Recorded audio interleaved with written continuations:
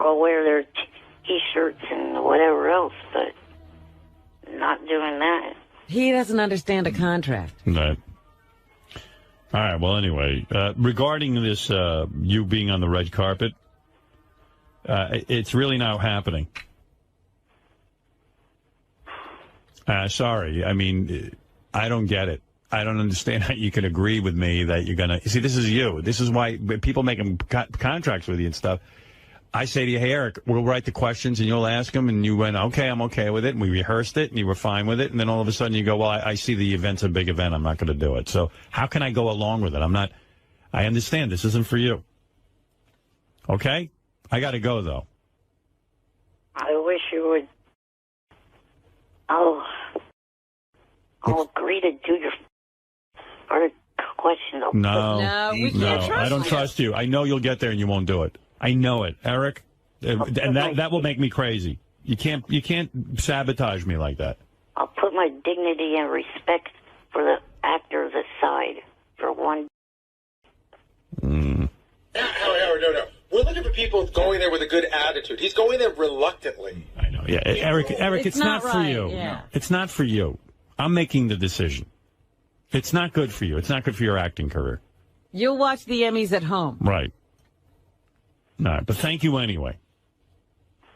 The only question I could think of that I'd ask off the top of my head is to Arnold, what do you think you screwed more, our state or your wife? All right. Well, that's very disrespectful. We wouldn't even ask you to do that. It's not even funny. All right, Eric, I got to go. Thank you, though. And good luck with Beezid and everything.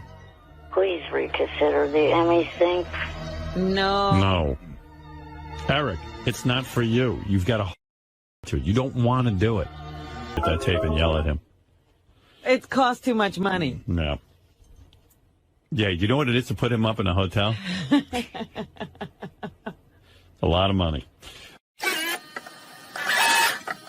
Eric the Midget is on the phone. Haven't we talked to him already this morning? I know. Shouldn't he be going to sleep?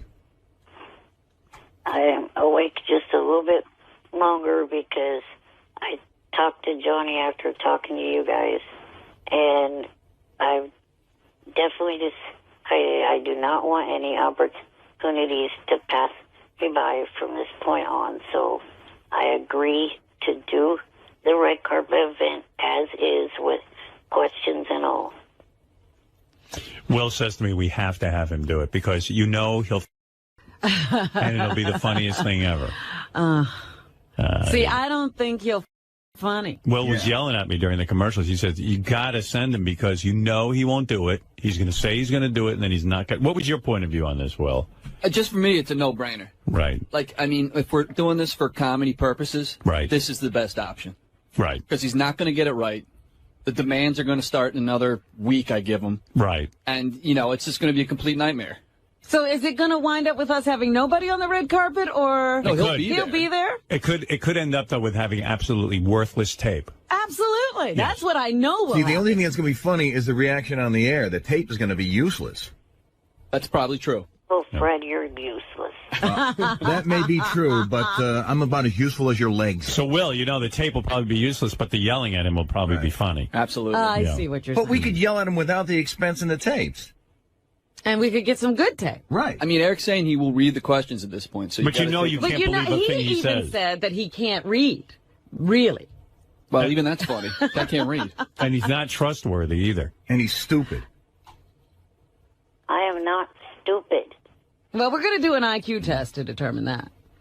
You know, here's the bottom line. We let Eric do the red carpet. This is an option. Knowing full well that, A, we'll probably never even get him to the red carpet because something will go wrong. Right, on the day of. Right. B, he's going to become a pain as soon as I agree to this. Like, Doug's not going to be able to tape it for Howard TV and all this.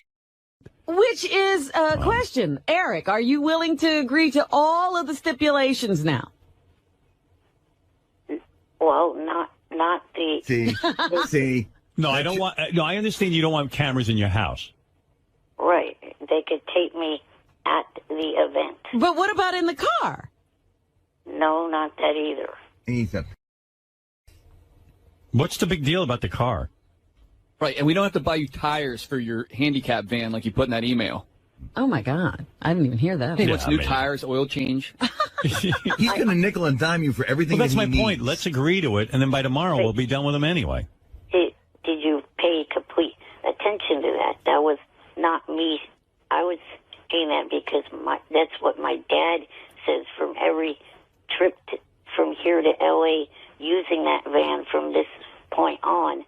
Mileage money has to be included to cover upkeep on that van. It's his van that he makes payments for. Oh. See, it's just a whole mishigas No, with him. you don't want to get started with You him. want to get started retiring his car and then oil changes. And... Eric, you realize we're doing you the favor. You're not doing us the favor, right? I realize that. So you have to give a little bit. Yeah, but he's saying he has no money and that his dad makes him get The new only tires. thing he gives us is aggravation. That's it. Howard, listen, in all fairness, I'd be willing to give him a small stipend to make the trip, to cover gas and stuff, but I'm not putting tires on the van. Right. He's going to want a new paint Do we job on do we the need to thing. redecorate your house? No, I would like a hot tub. And what's the explanation for in your email? Okay, so you need tires, and then at one point you're like, just buy me something off my Amazon list. Right. Oh, yeah. Oh, that was the his- camera. He wants a camera, a tripod, and everything so that he can tape himself in his car. And any idiot knows he has an Amazon list of things that he needs, including a camera. He's so obnoxious. This is just a And shakedown. why would we want you to tape it when we have a full, we would have a professional crew person tape it in the car and we'd get the right sound and the right picture. Right. You're not going to be able to tape it the proper way. Right, Dougie? He can't tape. No, absolutely not. But I'm tempted to let him try, and he also wants to edit it. I'd love to see what that looks like. Oh, my God. Guys, you're going to end up with nothing. Exactly. I know. My gut is telling me to just bail on this whole thing. Bail on it? Because once I... Let's take a vote of the people. All right. Doug, you vote no. No, Eric the Midget? Even though you know he'll I know. he'll lie. I'm with Will on one. It's I mean, like 50-50. I'm saying we go in. This is your option. We go into it knowing Eric It'll is be going to. totally screwed. Eric is lying now. Eric just wants to get to the red carpet. Eric will not ask the He wants questions to we meet told him. celebrities. He's going Right. to start everything with like, "Hi, I'm Eric from the Howard Stern Show. I'm a big fan of yours. Can I ask you a crazy question?" I really don't want to ask this, but... What was your Right. favorite role? Right. He's not going to read the questions. He's going to go on his own agenda. playing next? Her. Yeah, I mean, it's going to, it's going to be, his own question. but is the funny? No. All right. So, Fred, you vote Eric don't no. know. Absolutely All right, not. I'm gonna go around I'll the tell you room. one thing. If Eric thinks it's going to be a good interview, put up your money first. Little pitch, Eric, or whatever the your name is, and then we'll pay you if it's worth anything. No, all right. Fred says no. No. That's a no. All right. No. Doug? I have to say no. All right.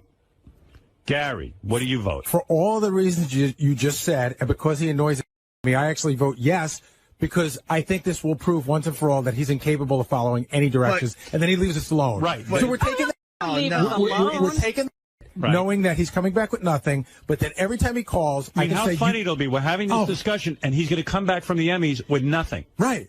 But I think it's great. But why waste the There's money? no way he's going to be able to do it. Because you know what, Fred? It's He's a not fuck up. It's not what he doesn't get there. It's the whole experience. The trip, I can't bring it get there. It's the whole experience. The trip, I can't bring a camera. But we know I the got answer we're gonna get already. phone calls in the middle of the night But because it's going to credit be card doesn't He work. actually is trying to convince us that he's going to carry this on. And we're giving him a free trip. But we all know He's it's using to us the for a trip. contrary. He's All using right. it for a Gary trip. votes yes. I do. Robin, your vote, please.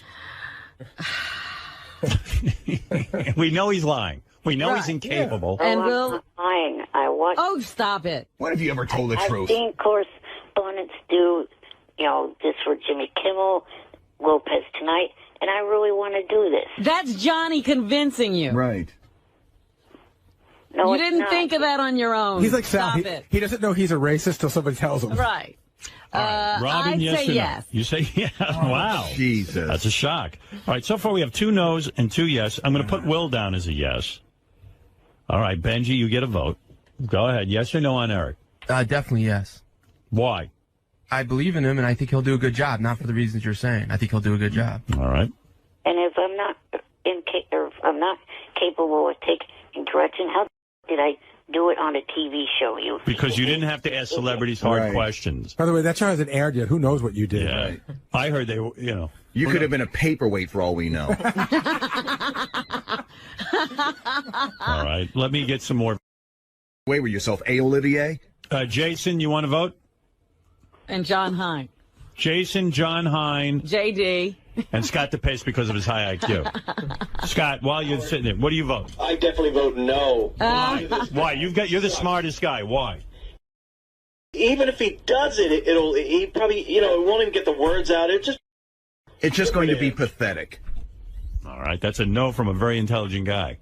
Scott, go try to sell your video caddy or whatever it is. Jason Kaplan.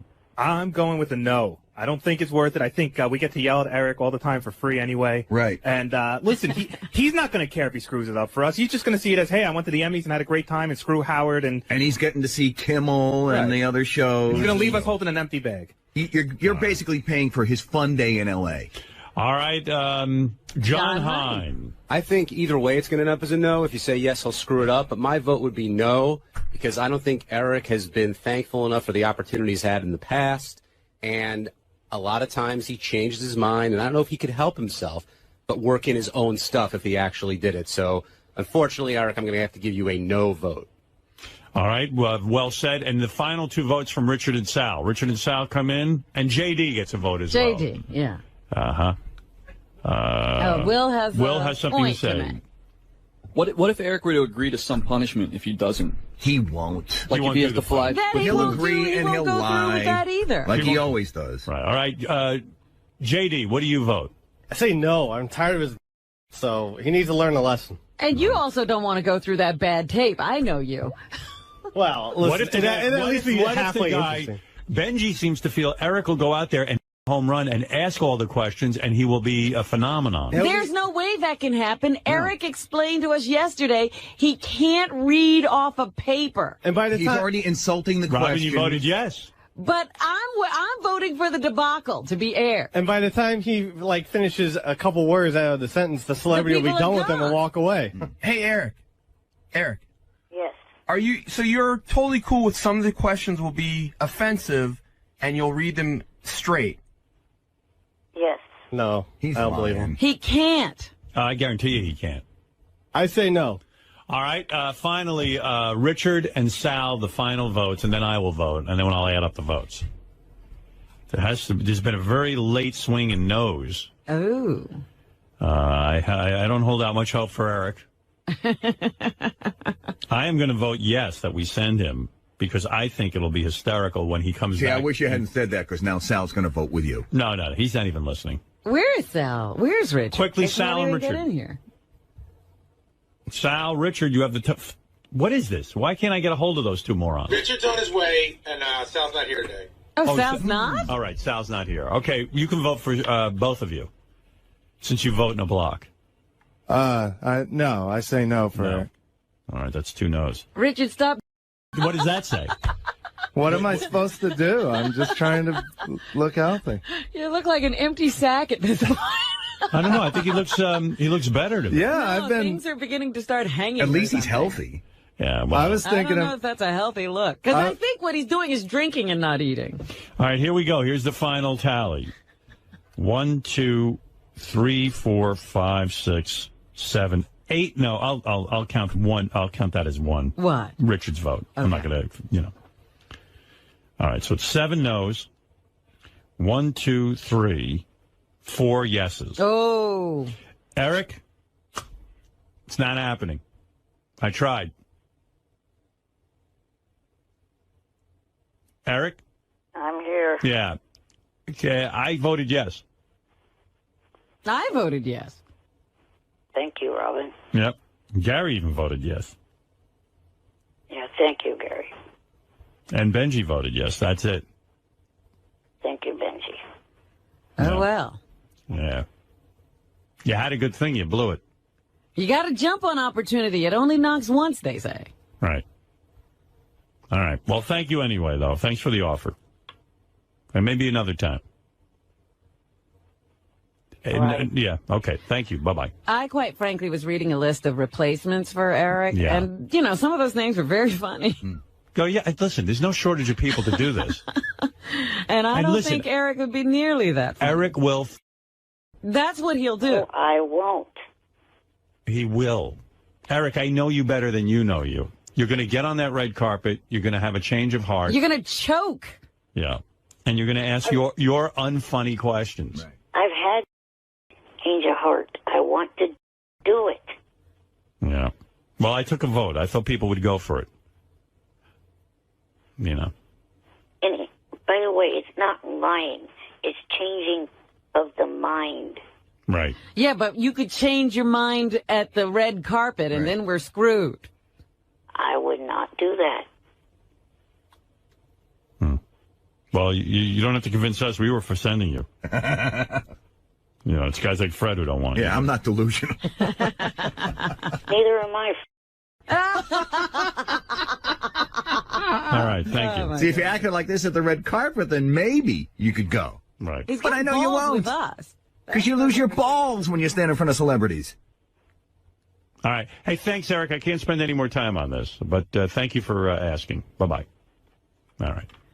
So I guess, we didn't check to see if he's actually going to get in the bee costume for Beezus. That's up to him. I have nothing No, he to do said with he wasn't going to turn down any more opportunities. So. That he's turning down, I get a feeling. Wheels, go ahead. Man, I can imagine him and Frado plotting every day on the phone. Anyway, I mean, seriously, mind meld of two idiots.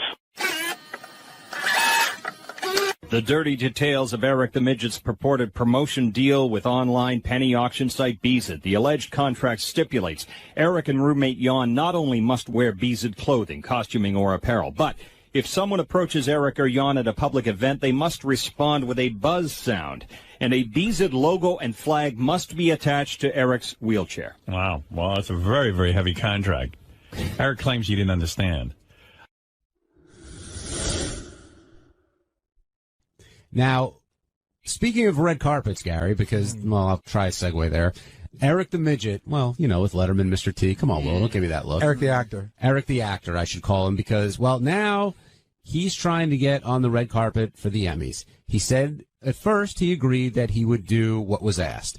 Then the other day he said he cannot do what was asked for a bunch of different reasons. One, but the primary one being he's worried about ruining any future relationships he may make in the business.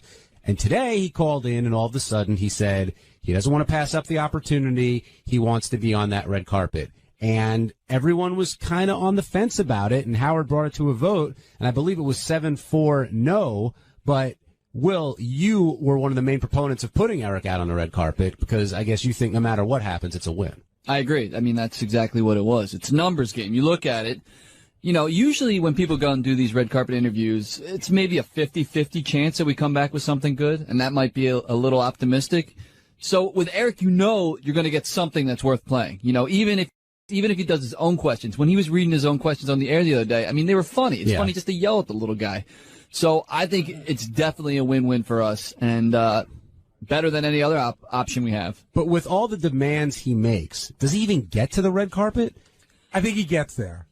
Yeah, and I think at this point he's starting to realize, well, I really want to do this, so maybe I have to play by their rules. If he had to take a plane and stuff, but Sacramento to L.A. was 4 hours, 5 hours. Right. I mean, I think he can pull that one off. What did you vote, Gary, and why? I voted yes. Because I want to watch him crash and burn, so I don't have to take a shit.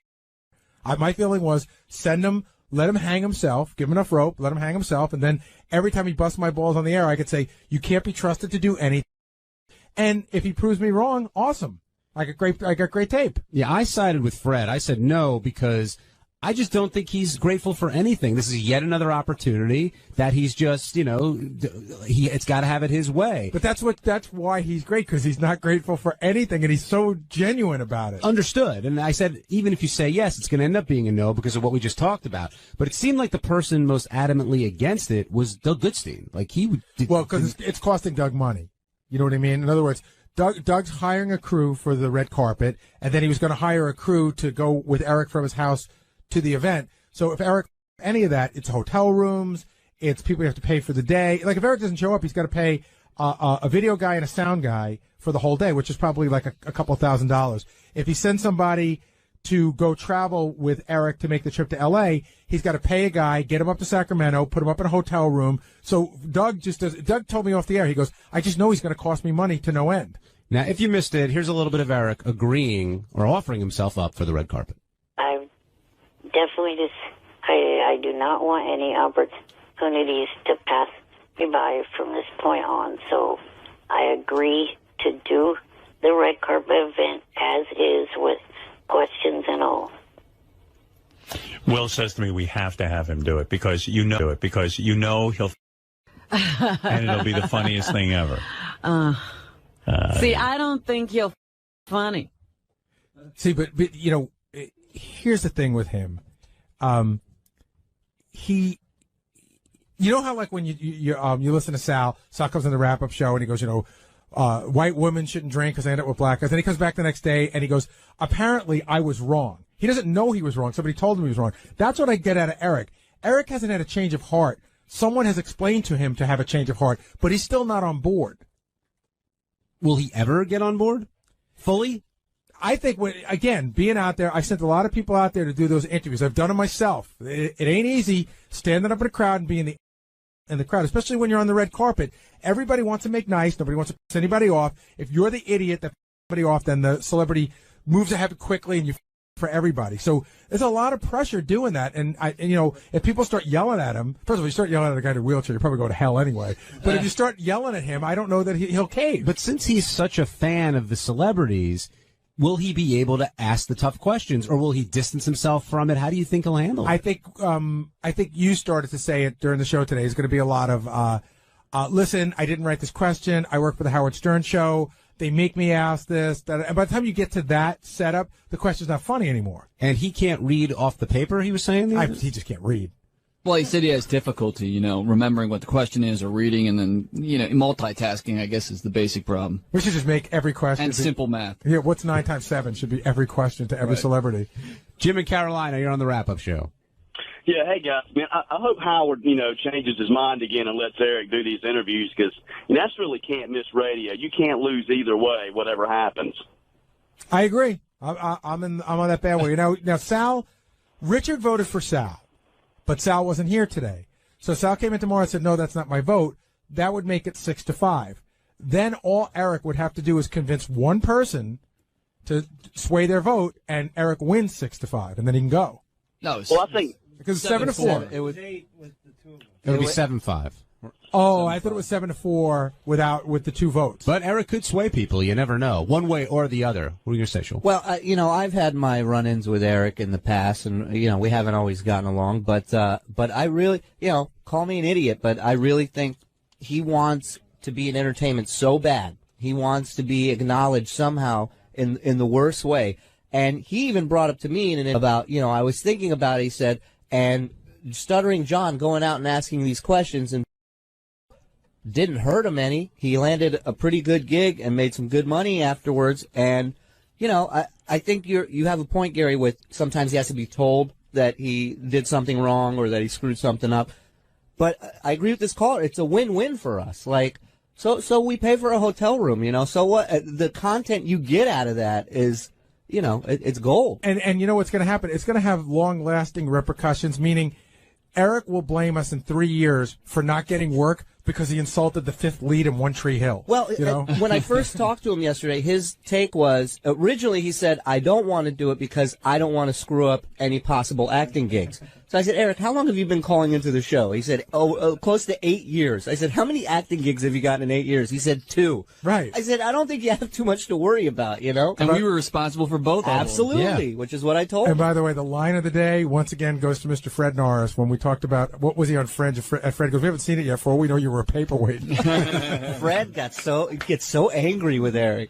He lights up. And then Eric left me all these angry messages because I said, hey, if Eric's listening, you'll call into the wrap-up show. And he left me a voicemail about what a moron I am, how I'm so stupid. I must have cheated on the IQ test because he has to sleep. Why would he be up during the wrap-up show? And I'm like, well, why would you be up for anything? You don't do anything. He's the busiest unemployed person I've ever met. Mike in Philly, you're on the wrap-up show. Hey, guys, I got a couple things. I wouldn't let Eric the Midget do anything. Like Gary just said, you know how he's going to be a lot of, like, well, I didn't answer, this isn't my question. I think he'll push out unless you guys tell him. Make sure he has to say, I'm from the Howard Stern Show, not I'm from Sirius Satellite Radio. No, you want him to say he's from Sirius Satellite Radio, not the Howard Stern Show, because then once you hear Howard Stern, in people's minds, they go, oh, it's Howard. And then they know something weird's coming.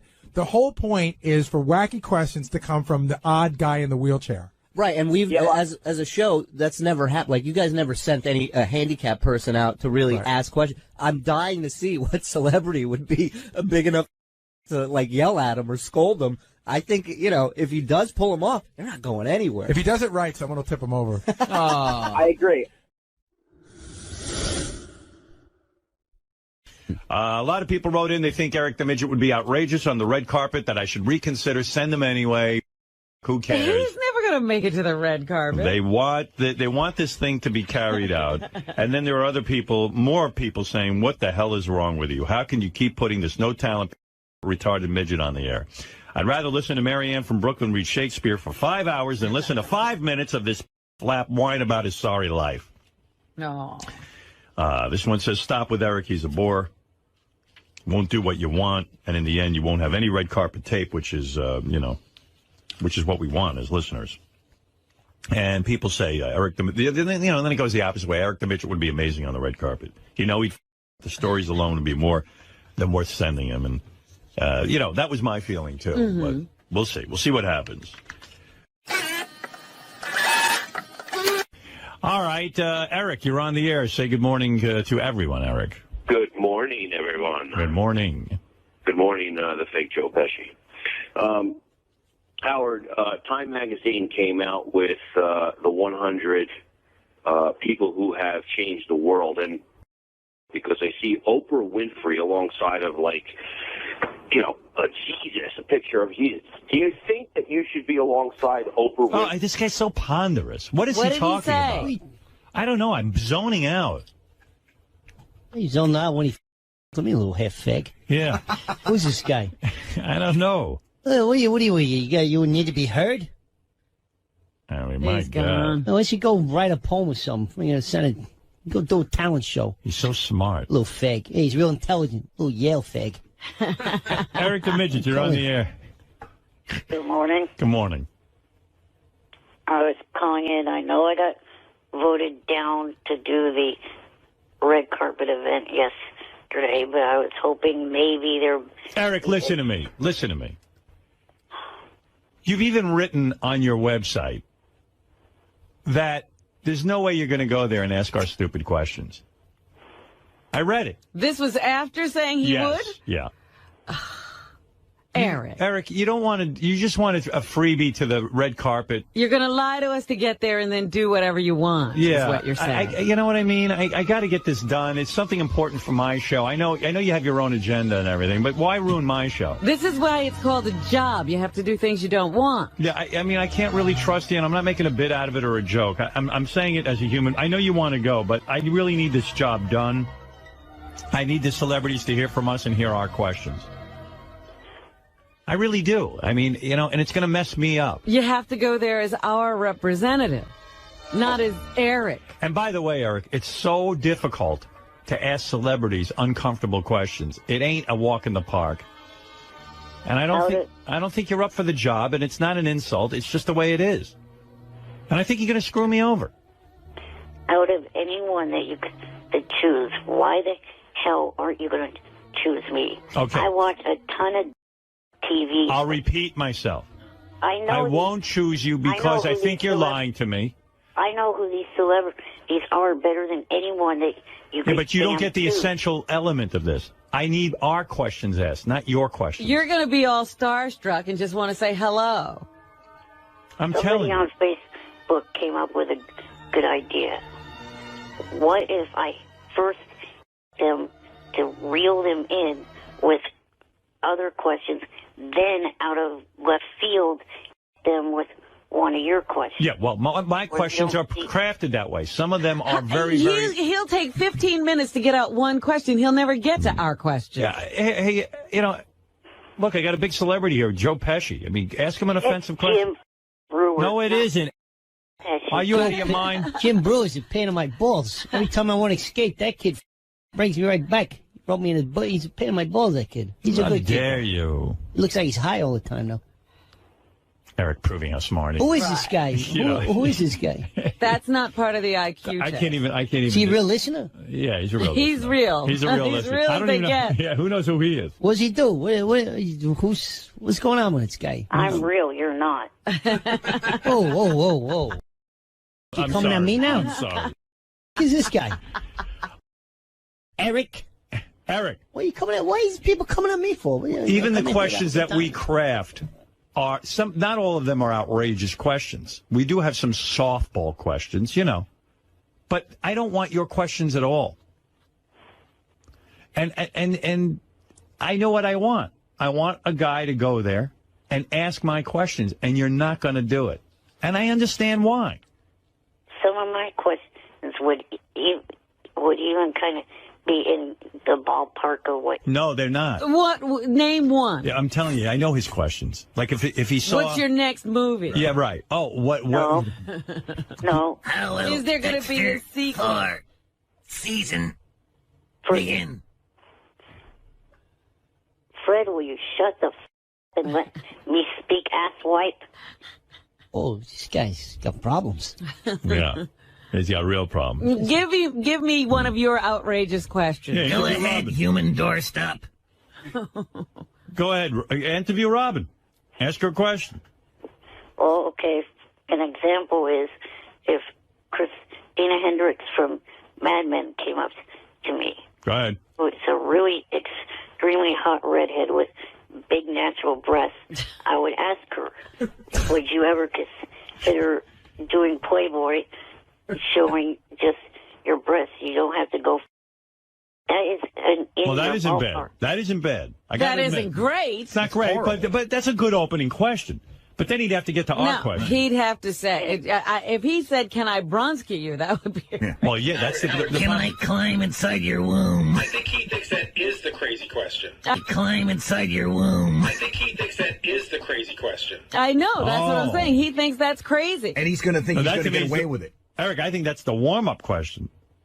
And then another thing I could ask is to someone like her or someone else, if you found a movie script, a really good script, you liked the part and everything, but then you eventually found out there's a scene, would you still take it? Well, that's good for a warm-up. Warm-up. One warm-up, and then you got to get into the good stuff. See? Yeah, that's where I'm going to give nervous. you those watered-down questions. And people are walking away already. They don't have time for Right. Eric and his half-hour-long question. Right, that's the other thing. You only get like a minute with them. Eric, it'll be a disaster. You can't do this. It's too strenuous. It'll for be you. uncomfortable for you. We won't get what we want. It's going to be... Where's Shuley? Where is Shuley? What's he got to do with it? Again? How is he involved in this? Because I did an interview with him yesterday about this.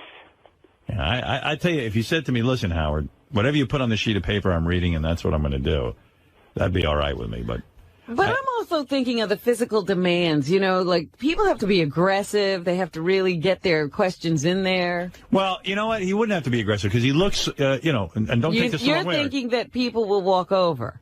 Yeah, people are going to have to, they can't ignore him or else they're, you're going to be people who aren't into the handicapped, and then they'll be branded with that. Right. No, everyone will walk over to him. There's no question. But they don't have unlimited amounts of time for Right. him to give them 50 softball questions. Well, once he sees a nutnik, they're going to walk away. What is it, Shuley? Why is he calling you into this room? Well, I talked to him this whole week about this thing. Right. And yesterday I interviewed him. And, Will brought up an interesting point where, you guys lay out the game plan for him. If he deviates from that, then there should be some sort of punishment for him for not doing the job. Right. So I figured the only punishment that's worth throwing out there is the flying with balloons, something we've wanted for a long time. He's not going to do it. No. Well, he agreed to it yesterday. He'll agree to it, but he'll never show up. Right. Don't trust him. Shuley, you're falling into the Eric the Midget trap. I've fallen for it already. I'm an expert on Eric the Midget. This guy's a midget? Yeah. A midget? Yeah. We're talking all Yeah. Yeah, if you're Joe Pesci, you're not much taller. This guy's pretty funny. Right. Maybe we should put him on a carpet. Maybe he should be the new balloon guy. No, the kite. Little fly kite. Fly kite. Let's get a little midget fly. Put him on a red carpet with a big... We wanted to fly him, but he didn't go for it. We should fly him on the red carpet. Fly him on a red carpet. That sounds good, Howard. Yep. I like your idea. So you don't buy into it, Howard? I don't buy into it. I love Eric. You know, despite all the haters out there, I do love the guy. I find him amusing. But I do know this. If I send him to the red carpet, we're not... Is there a joke in the fact that Eric's going to totally... Yes. So if everyone wants to hear Eric this up and blow it, let's send him. But just know he's coming back. He's going to come back with nothing usable. We're going to sit there and listen to it and just talk about how bad he is. Because he's not going to ask the funny questions we write. And we'll have blown an opportunity That's because right. How often do we get invited onto a red carpet? Rarely. Never. No, who's going to see the guy? Right. He'll walk right But past him. he's multiple handicaps. There's no... He looks like Jimmy Kimmel even said his hands are like plums.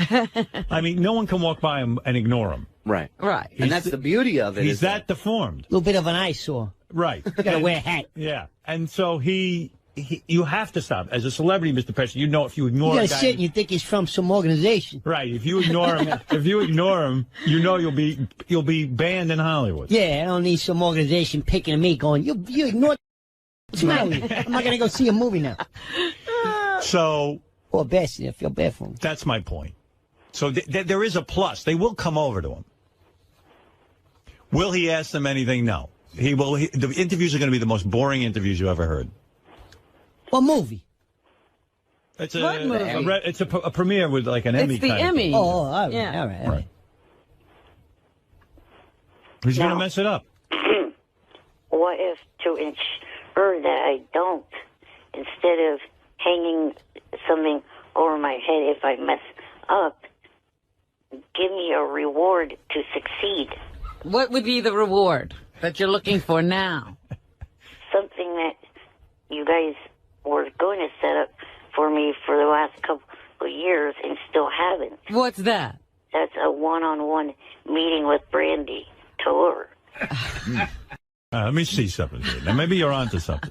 If you go on the red carpet, you like this guy, huh? Yeah. All right. This is entertainment. If you go to the red carpet and you succeed, and by succeed, I mean ask our questions. Right. I have to set up an interview with Brandy Tallur for you, one-on-one. Can I make that happen? I don't even know who Brandy Tallur. I mean, I can't guarantee I can get that, but I would try. I mean, like in a real way, I'd say, hey, will you meet with Well, Eric? can somebody make some phone calls today? What is it, Will? We can definitely make that happen. You could? Yeah, we've talked to her a bunch of times. And So in other words, what would it be? Eric could fly and interview her somewhere? Yeah, definitely. That's what you're after? Or here. Right, I mean...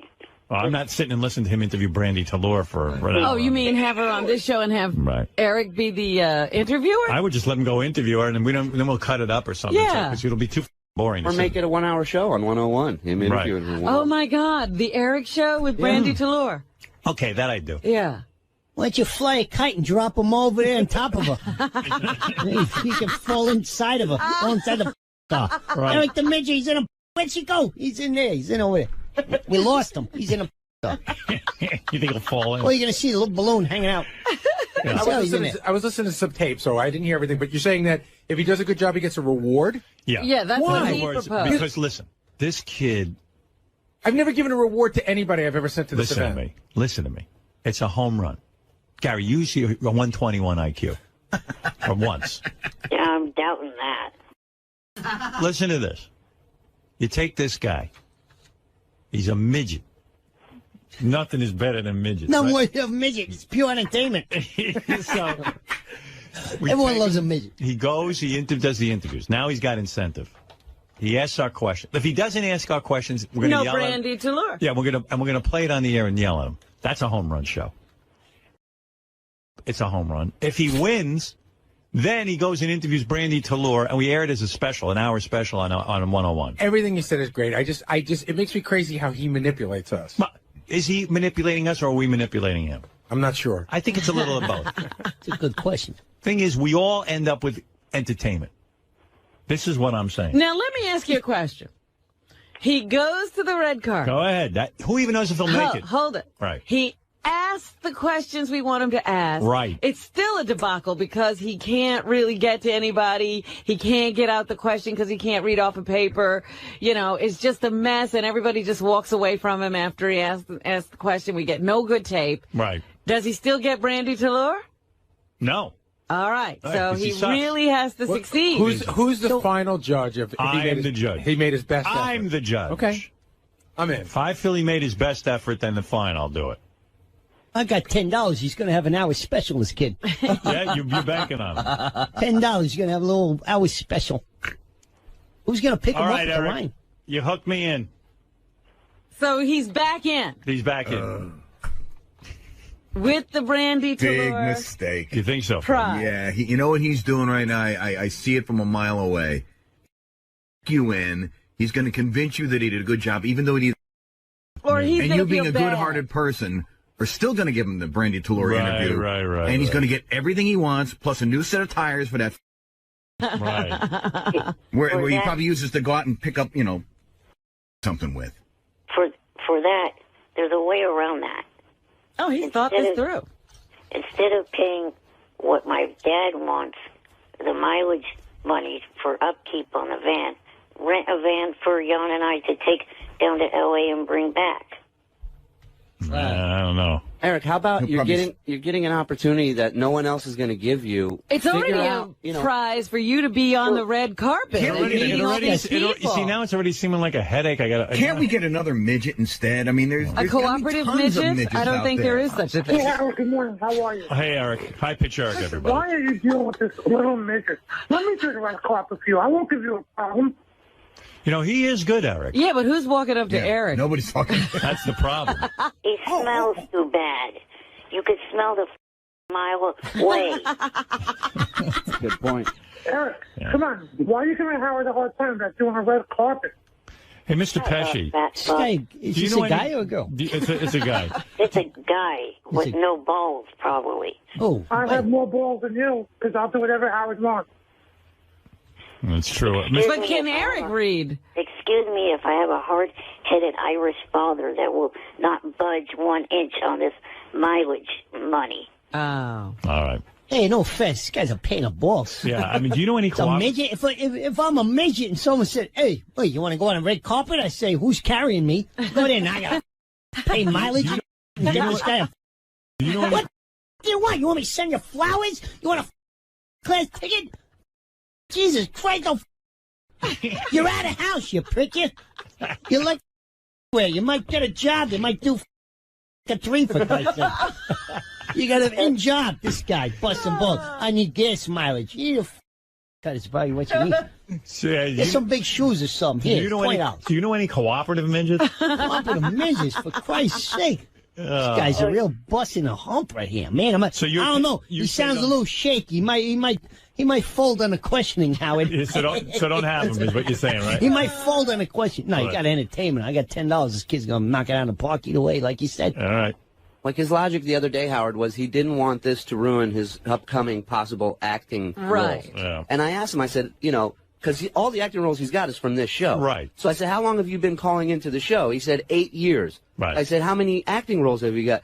2. I said, I don't think you have much to worry about. Just Right. go for it. If you want to be in entertainment, here's a great way to get in. What movie's he in? He was in a show called Fringe. Fringe? And American Dreams. American James. What happened to Willy Wonka?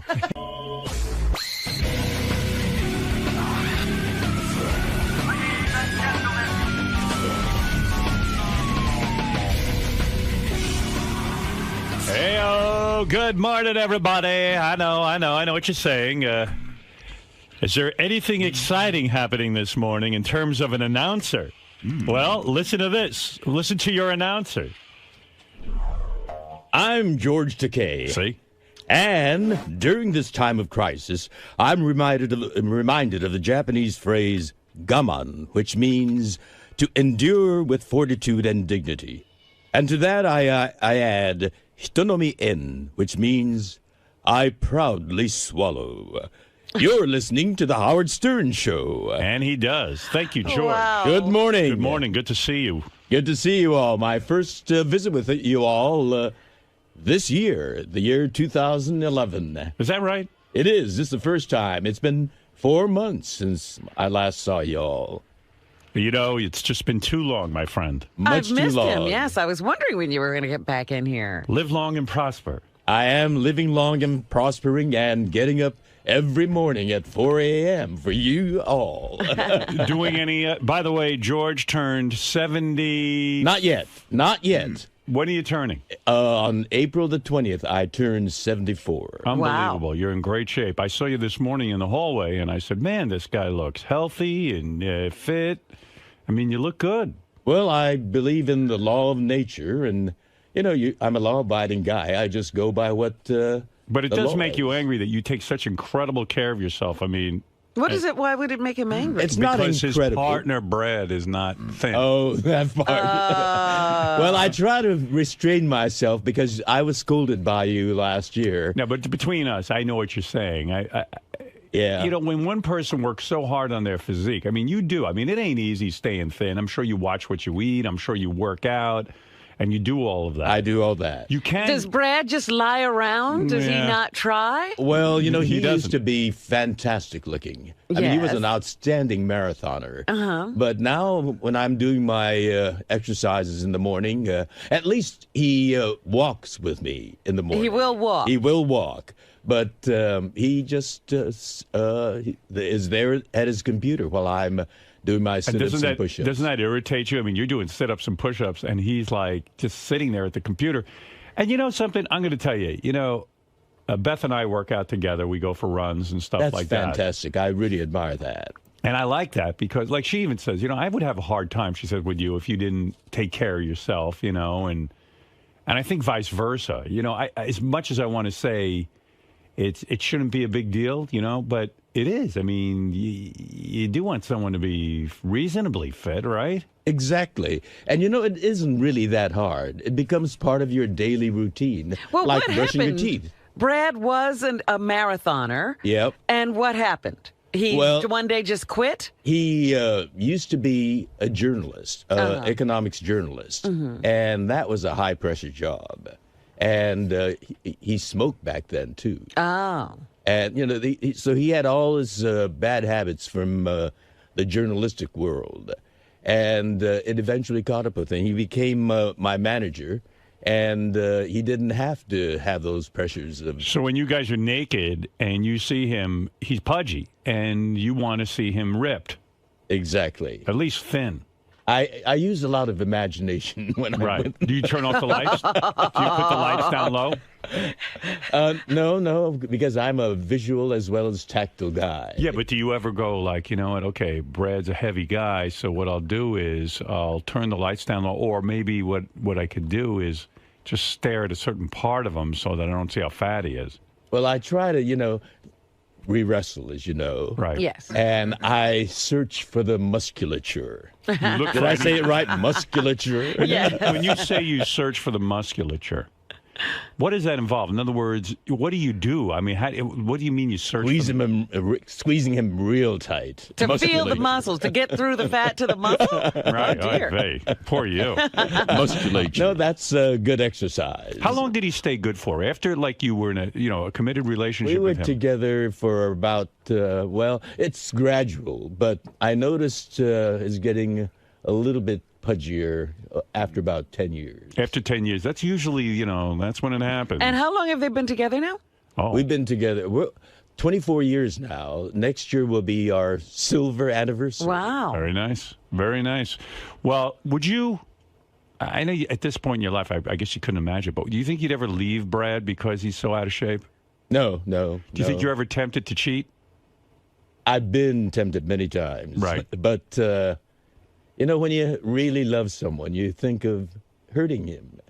Yeah, and don't you think that, like, I bet you when you go to, like, a Star Trek convention or something, and there's just some, good-looking gay dude there, I bet you, like, in a way, they would love to get you in bed because, you know, you're the prize over at those Star Trek conventions. Is that where you mostly trophy star? Is that where you get? Yeah, is that where you get proposition mostly on those cruises? No, not just there. You know, there are and these guys innuendos handed to me. And these guys in are bars. young. And these guys are young. They're young. Yeah. What is the line? What do they say? Hi, sugar tits. Oh, sugar tits. You are mine. You know what it is, though? I mean, they see you. You're an older guy. You're successful. They're looking for sugar daddy. And you're in good shape.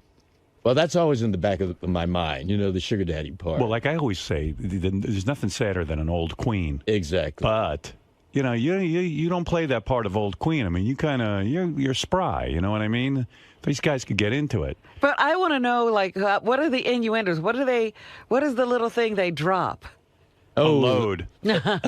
Tactile little things, you know. Like they touch you. Yes. Ah. And, you know, the juices start happening. A lingering hand. The electricity flows. What are you doing in these bars alone anyway? No, we're together there. Right. But, you know, some of these guys are pretty... forward. Cheeky. And they'll do it right in front of Brad. No, not right in front. Oh, he waits till he... We're not like attached at the navels, you know? I see. We roam around, and it's when no one respects your marriage. It's terrible. Isn't that terrible? Yeah. We defend. You know, they call it in defense of marriage, that law. Yes. Well, we defend our marriage, and those people that are so-called married, they need to start defending theirs and not poking their nose Never mind into that. others. Do you constantly say to the guys in the bar and stuff when they hit on you? Do you say, like, you know?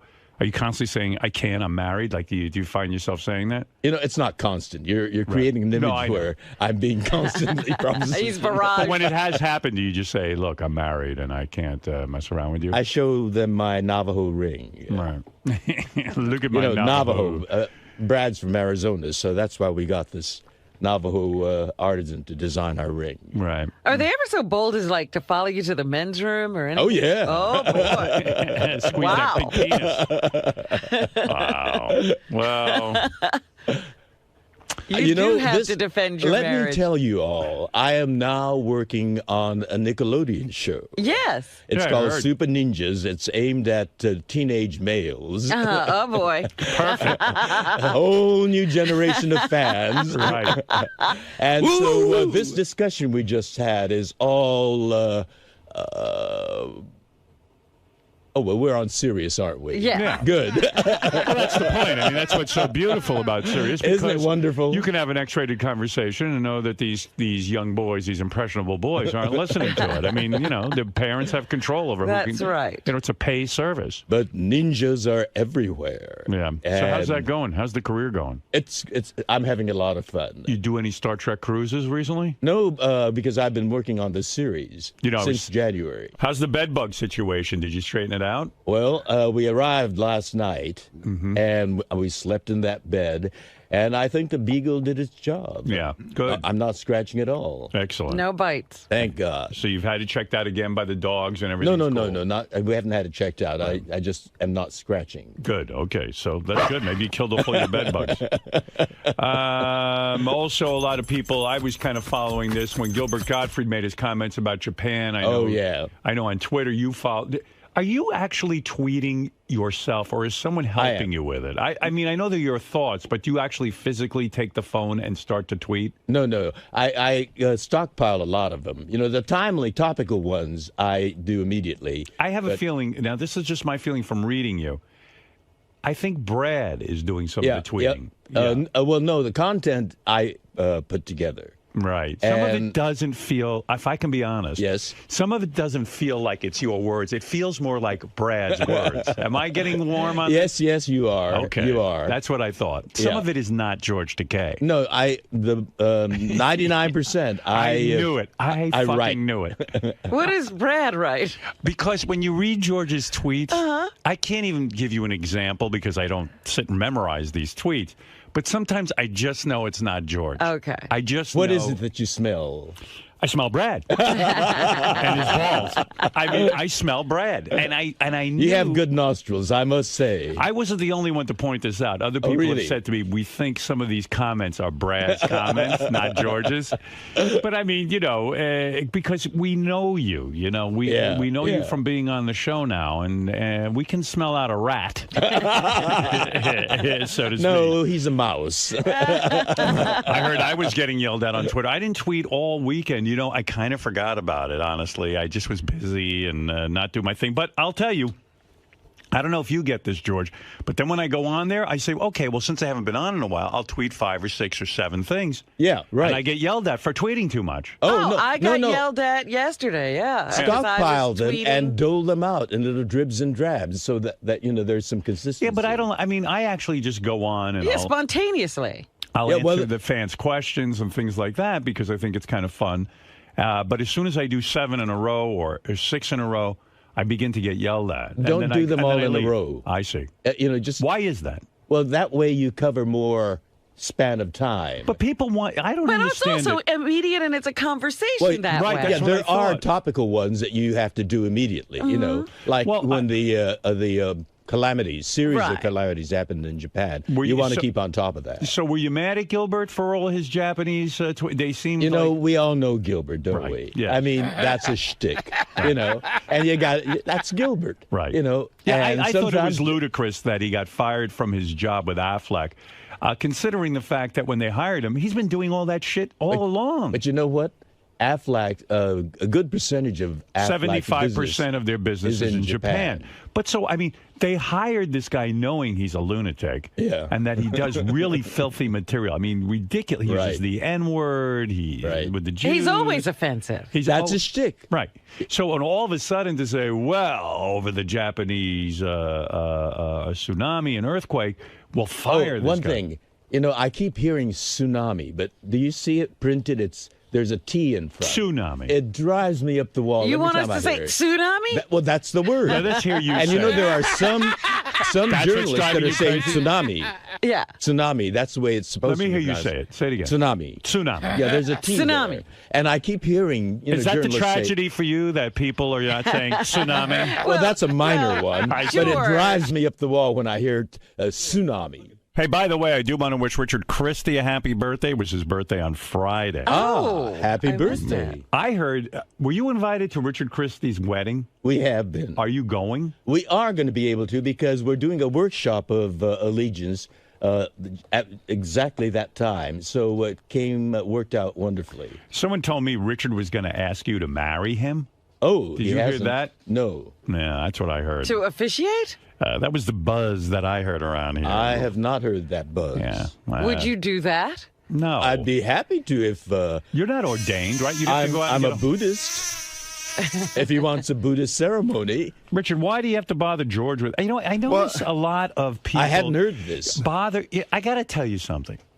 A lot of people around here bother the guests. Like, I heard a rumor that George was nudged by Steve Langford that his daughter is going to interview George for a school project. Oh, she did. Well, I love Steve. Don't get me wrong, but around here, can we just leave the fucking guests alone? I mean, honestly, George isn't going to be able to say no because he thinks it's going to affect his relationship with me. But it's I don't feel like I'm a guest. I feel like I'm a member of the family. Well, you are a guest. I hate to tell you, you're not a member. Of the family. I'm shattered. Absolutely shattered. You can't be a member of this family. No, but I mean, I feel so isolated now. No, I just don't want the guests being nudged. I mean, I think it's really sweet that Steve Langford's daughter has a school project. But you want to know something?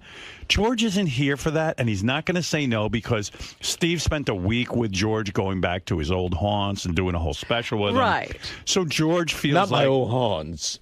Well, we were imprisoned there. Well, that's a haunt. That's haunting. Yeah, they went. They did a whole Japanese internment special and all of that. No, they're not Japanese internment camps. They're U.S. internment camps for Japanese Americans. Well, you know what I'm trying to get when you say Japanese internment camp, you'd think the nation of Japan. George, what I'm trying to say is, Steve did this whole special with you and spent a week with you, and what happens is on what fucking basis basis would Steve Langford bother this man? Well, many you wanna know journalists something? asked me to do that. I don't care. The guys who work for me should No, not. he's not talking about you doing the special. I'm talking about the daughter bothering. Oh. Listen, you're a sweet man. I do that for a lot of people. No, I know you do, but you don't have to do that here. All right, and I don't thank want you bothered and asked. You know, listen, I've got 3 daughters. I don't ask George Takei or any guest to sit there and do an interview with my daughters. My daughters are grown women now. But they went to school and they had projects. I would feel as if I was putting someone out. Sometimes I think just having George get up and doing our show is putting him out. So I would not ever think about doing this to this human being. And Well, I what don't know about why the people fact- like Steve doesn't know that They have gone out to dinner, from what I don't understand. care. I don't care. So you don't consider that now their personal relationship? Listen, the only reason Steve knows George Takei is because of our show. And asking George to sit down with your daughter for a school project, you know what? Let his daughter go out and find somebody of interest in the community. She doesn't need to be a superstar and interview a guy from Star Trek.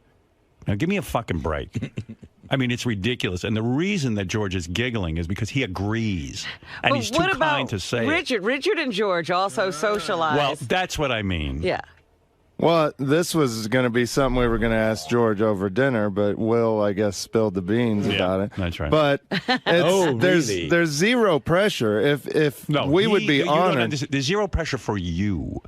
For him, there's pressure because he has to sit there and go, Well, look, I feel comfortable with Richard to say I won't be able to do it because Good. I'm here for a workshop and I'll be working on that all during, the 2 weeks prior. Yeah, and that's totally fine. Okay, That's good. that's Yeah, totally good. fine. But he shouldn't have to answer you.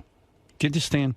Mm-hmm. Why did you want George to do the wedding Just because we're very Because it's fun. Well, yeah, it's fun, and he's got a great voice, and we're very good friends with him. I know. It's all fun and games. Get a friend of yours. You had somebody fun at That's your right. wedding, That's right. Mark And that's Consuelos. exactly and that's what's going on here. Mark Consuelos married us, and I know you want the same thing. But listen, calm down. The reason you know this man is because of the show. Okay? But don't sit there and go in your hillbilly way. Howard Deedy. Now I can do it. But I owe a little bit get of that conehead in Cambria to marry you. Your favorite conehead or whatever his fucking name is. What is it? Conehead and Coheed in Cambria. Coheed in Cambria. Get them to marry you. Yeah. Maybe we will. Yeah. But I. In sort of a way, George is here because of me, too. I remember I pitched him at a meeting. And you're only here because I'm insane, okay? So just remember that. And I thank you for having me. All right, now get out of here and leave everyone alone. Okay. All right, good. And go back and make phony phone calls. I haven't seen any new ones in a while. I want to see 3 a day. We got a brand new one that you loved that you only played once. It's true. Yeah. But that was last And week. we got a new one we're editing for this All week, right. too. Now Should you're have it talking. by tomorrow. Quickly Okay. go at it. You're wasting time. He's busy plotting that wedding ad. Oh, I didn't know that there was such a plot about to be hatched. Well, I heard that you're getting hit. You see what I mean? Richard asked for the wedding. Steve Langford's asked for daughter. his I mean, daughter. Steve is a nut to think that that this is an appropriate request. When did he ask? Did he ask? Where is he? Is he here? Quite some time ago. Where is Steve Langford? I want to Was yell it at him. during the special or? No, it was, I think he talked to Brad about a month ago. You know, sometimes it's really great to let your kid go find someone on their own. That's sort of the project. Daddy doesn't have to step in and prove what a big superstar he is, delivering the guy from Star Trek. It's fucking annoying. So he actually called Brad and made the request. Right. Wow. It was scheduled. Hello, this is Steve Langford from Howard 100 News. Brad, I know this is a terrible imposition, but, my son, my daughter... I was happy to... I get a lot of those you're requests happy. from I get friends. it. I get it. And you know what? They should leave you the fuck alone. Yeah, well... You know what? My email is filled with requests for everything from all my friends, my so-called friends. Right. And you don't honor them.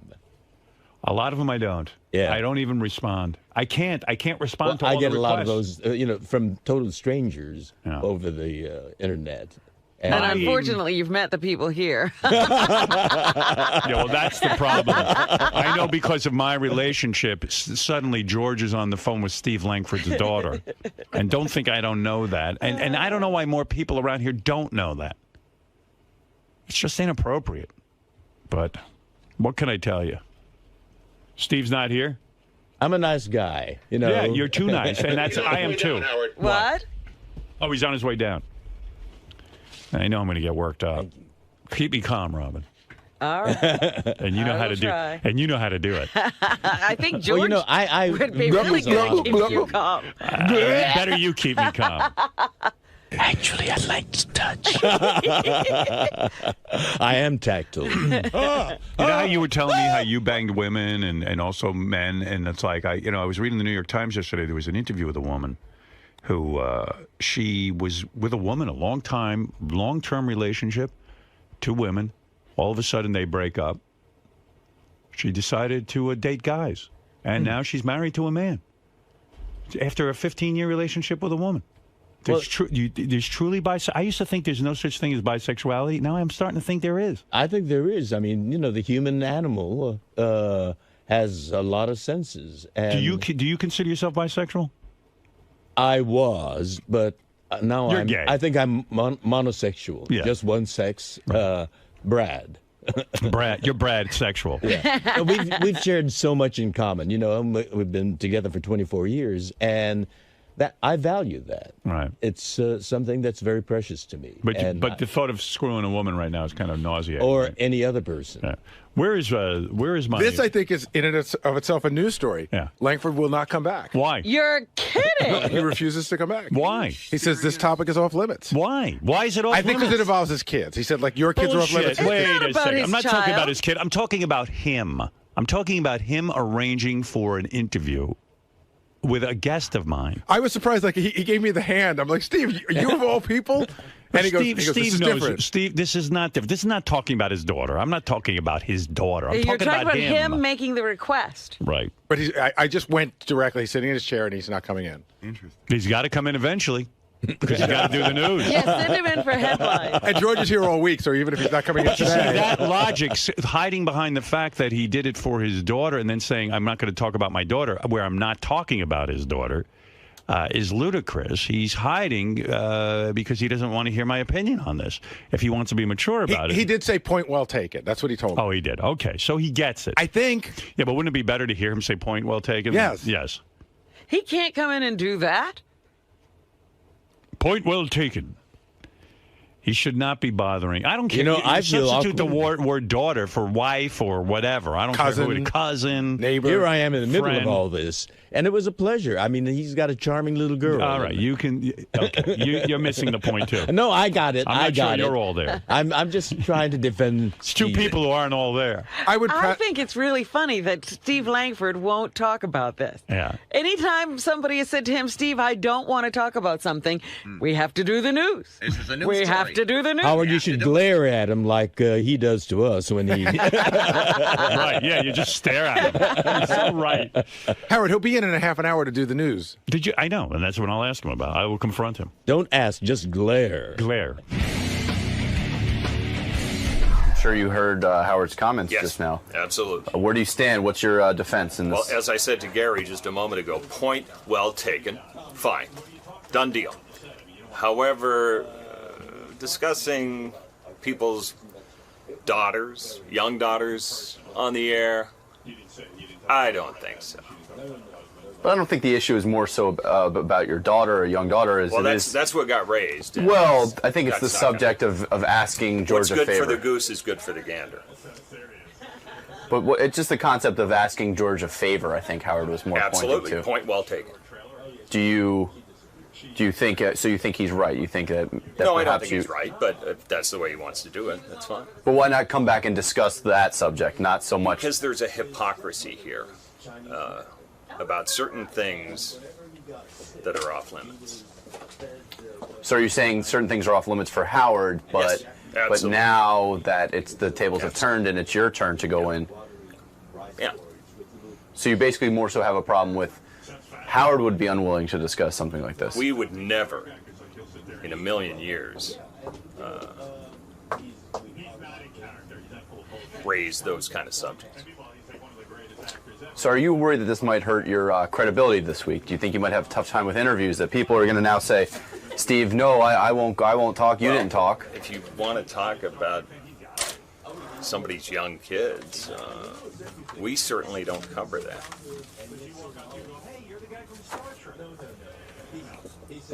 Okay, sir. I see you are unwavering on your stance. No, listen, that's the way he wants to do it. It's fine. I understand. Absolutely. But the same rules apply to you as well.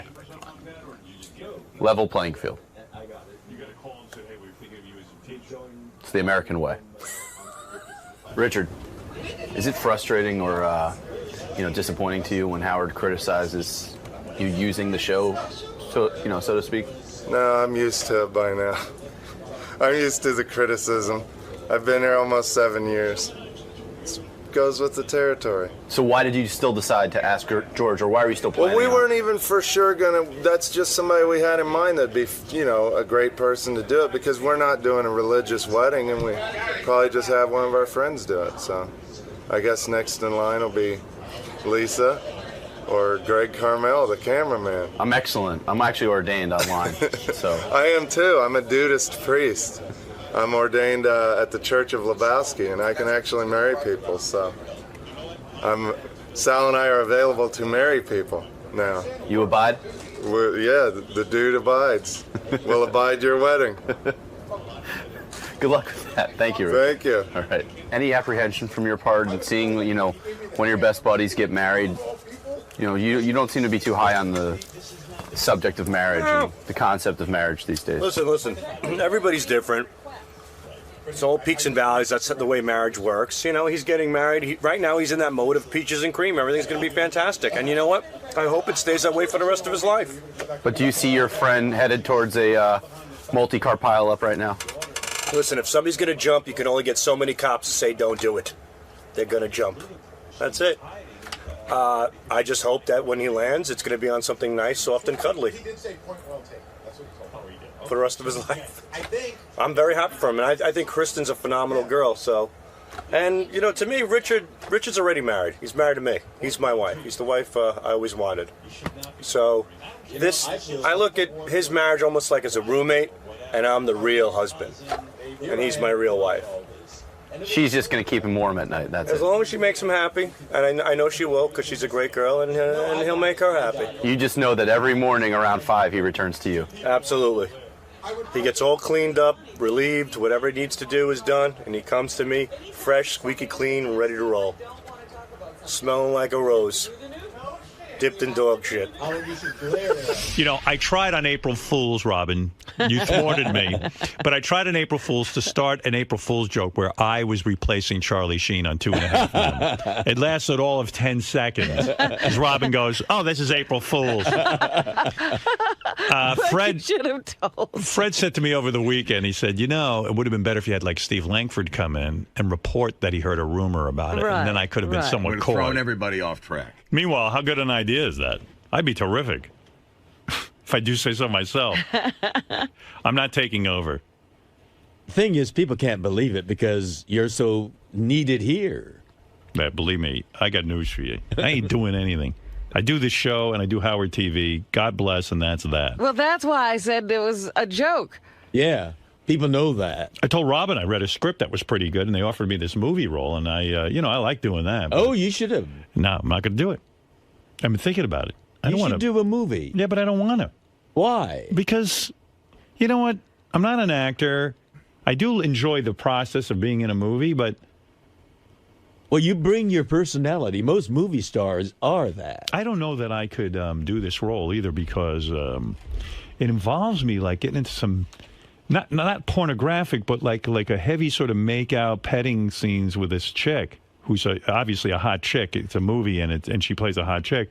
And I'm just wondering, I think Beth would freak the fuck out. Did you discuss it with her at all? Yeah, I discussed it with her. She goes, all right. What'd she say? She goes, I know what I got to do. Oh. That was that. I mean, I said, but honey, it's You're a movie. acting. You're acting. She knows me. I ain't no actor. There's no acting when you're kissing somebody. That's she a real knows me. kiss. When I kiss, well, I got news for you. I don't know about. I mean, I don't know what in some of your movies. I don't know if you did anything romantic. Did you ever do a romantic scene in a movie? I've kissed on screen. Yes. Yeah, but those were girls. Do you ever kiss a dude in a movie? And I'll Well, bet you'd you really what. get excited. I bet you if I were given that opportunity, I'd do it, and Brad would probably understand. And yeah, he might understand, but you get a boner, you probably end up in the dressing room with this guy blowing you. No, I wouldn't do that. Bullshit. I would not do that. You know what? Sometimes things I happen. am an actor. Yeah. I can create the illusion. George, you've never actually had this happen to you. That's right. So how do you really know All how I know you would is react? on Private Parts, I did a couple of scenes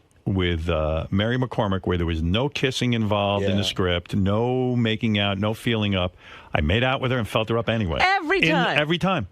And you can see the surprise on her face. On screen. Yeah, you could see the look. You're an actor. You were acting. I was like, fuck that. I got a chance here to do something with a hot chick. Why not? Why shouldn't I do it? Absolutely. And I popped a real boner when I was in the bathtub with that naked girl, Melanie Good. I Yeah. popped an actual fucking boner. Of course you would. Yeah. So what am I going to tell you? I was all worked up. But So if he'd been kissing her, But your and he soul was wasn't in his there. underwear. Well, my soul was there. Let me tell you something. I'm going to tell you something.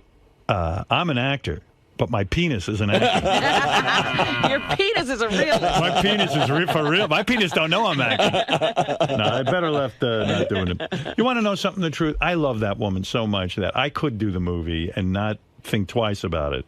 But I don't know. She would probably freak out because you know what? I got news for you. If she took on a role something where she's making out with some dude, it would bother the shit out of me. And you're not just kissing them once. Right. There's take after take Yeah. and setups and reshoots. And that's why it's not sexy. Please. You know what? On tomorrow's with show, about 30 people bullshit. watching you. Tomorrow's show, I'm bringing in this guy. He's 25 years old. Yeah. He's going to do a love scene with you. You're both going to have your shirts off. bed. It's a script. I'm going to give you the script. You'll read it. And then it'll cause for you both to take off your shirts. He's very muscular, this guy I have in mind for the part. And you're going to rub each other's chests and make out. I will tell Brad tonight, and I will tell him I'm acting, and it will not be consummated. I am going to be acting, and yes, all right, bring it on. Bring him on. Dick off. Anyway, it's going to be a great movie. It's George. It starts out, George is in an internment camp, but it's like Animal House. It's a fun internment camp, like Hogan's Heroes kind of thing. Well, they're breaking out. It's like that. Yeah, it's going to be fun. It's World War II. Break out together. George is in Arizona. The guards love him, and one of the guards falls in love with George. And it's hot there, so we take our shirts off. That's right. It's sweaty. And then you have to know wrestle. what we have to do? We have to put a meter on George to see if he's acting or if this is real. Well, as Howard said, I can be acting, but there's certain anatomical things that don't know that. And Brad will tell you he's acting when he's on the phone to his attorney. So Charlie Can I bring I was going to say Artie, Brad here? Yes. And have him be witness to it? That's right. I want him to watch. Oh, my goodness. Yeah, it's great. In this one scene I want you to do, this is where you blow the guard to get a weekend pass from the camp. And you have to I'm really... afraid he will not allow that. No, he won't. The guy won't come. Just, just kiss it a few times. And then the guard goes, "Oh, you think you can blow me and get a secret pass? That's it for you." Then he ties you up naked and he sticks an eel in your ass. This is the Howard Stern Show. By the way, these two characters who haven't cracked a smile since they've been in here, they won the right to sit in and watch our show. They gave money to charity. You guys there? Yes, sir. I got to tell you something. You two are the two worst guys I've ever had sit in this studio watch me. Ever since you walk in, I've been waving to you. I've been smiling at you. And the two fucking guys stand there like you're FBI. What do you guys do for a living that you're so goddamn serious? What are you? Seriously, what? I'm a contractor. I build houses. Well, what are you so miserable about? I'm not miserable. I'm a performer. When we see guys like you staring at us, you got to get into it a little bit. What's the matter with you? Well, I didn't mean to make you nervous. Yeah, you're making me feel awful. And what's your job? I co-founded 100 Contacts. 100 Contacts? What's that? The thing where you call and you get your contacts sent to you. Contact lenses. Oh, that's good. Now that's good. Who wants to go for their That's a contact brilliant lenses? idea. You must be incredibly wealthy. No wonder you're staring at me like I'm from Mars. Just probably got those contacts in, that's all. Well, this is Craig and John, and you donated money, and you also got the right to sit at the Knick game with Fafa Fui last night and Fred Norris. Wow. Is that correct? And the Knicks made it into the playoffs. I know, that's for a miracle. the first time in years. That's a miracle. I'm so happy. Since 2004. What was it like sitting with Fafa Fui and Fred? Did they talk to you? Absolutely. They were did. Fantastic. You had You a know good time. Fred talks. Well, Fred's weird. Sometimes he doesn't talk, and then when he starts talking, he won't shut up. So you sat there, you talked to them, and you had a good time. Yeah. Okay, you guys are great interviewers. Sorry. I think they were nervous? enjoying themselves last night at the game. Yeah, are you guys nervous or something? I'm a little nervous. You're a little nervous, okay? Yeah. Because I never seen anybody with just a blank stare like you. I mean, seriously. Is Fred implying that they might be hungover? I saw one of the gentlemen. Who shall remain nameless, but was imbibing quite freely with the beer. Who was imbibing? Mr. Contact. But he can do that. He's the CEO of the company. After spending the night with Fred and Gary, Baba Buhai, if you could only be with one of them, who would you be with? Who is your favorite? And I'll go to Craig first. I go with Fred. Fred. Yeah. Why is that? Because he didn't say much. There you go. Maybe Fred couldn't talk. Gary talks a lot. Is that what you're saying? Yeah, Gary talks a lot.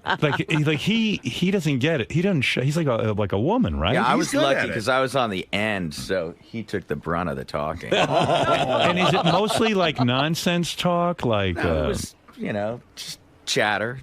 Yeah, he knows about everything, right? He's Oh, like, yeah. This reminds me of the time. Did you know the Knicks did this? Yeah, my boy Lucas plays basketball too. It's always a constant dialogue, right? Yeah. Would you rather have Gary not been there and just gone with Fred? No, I had a great time. Yeah.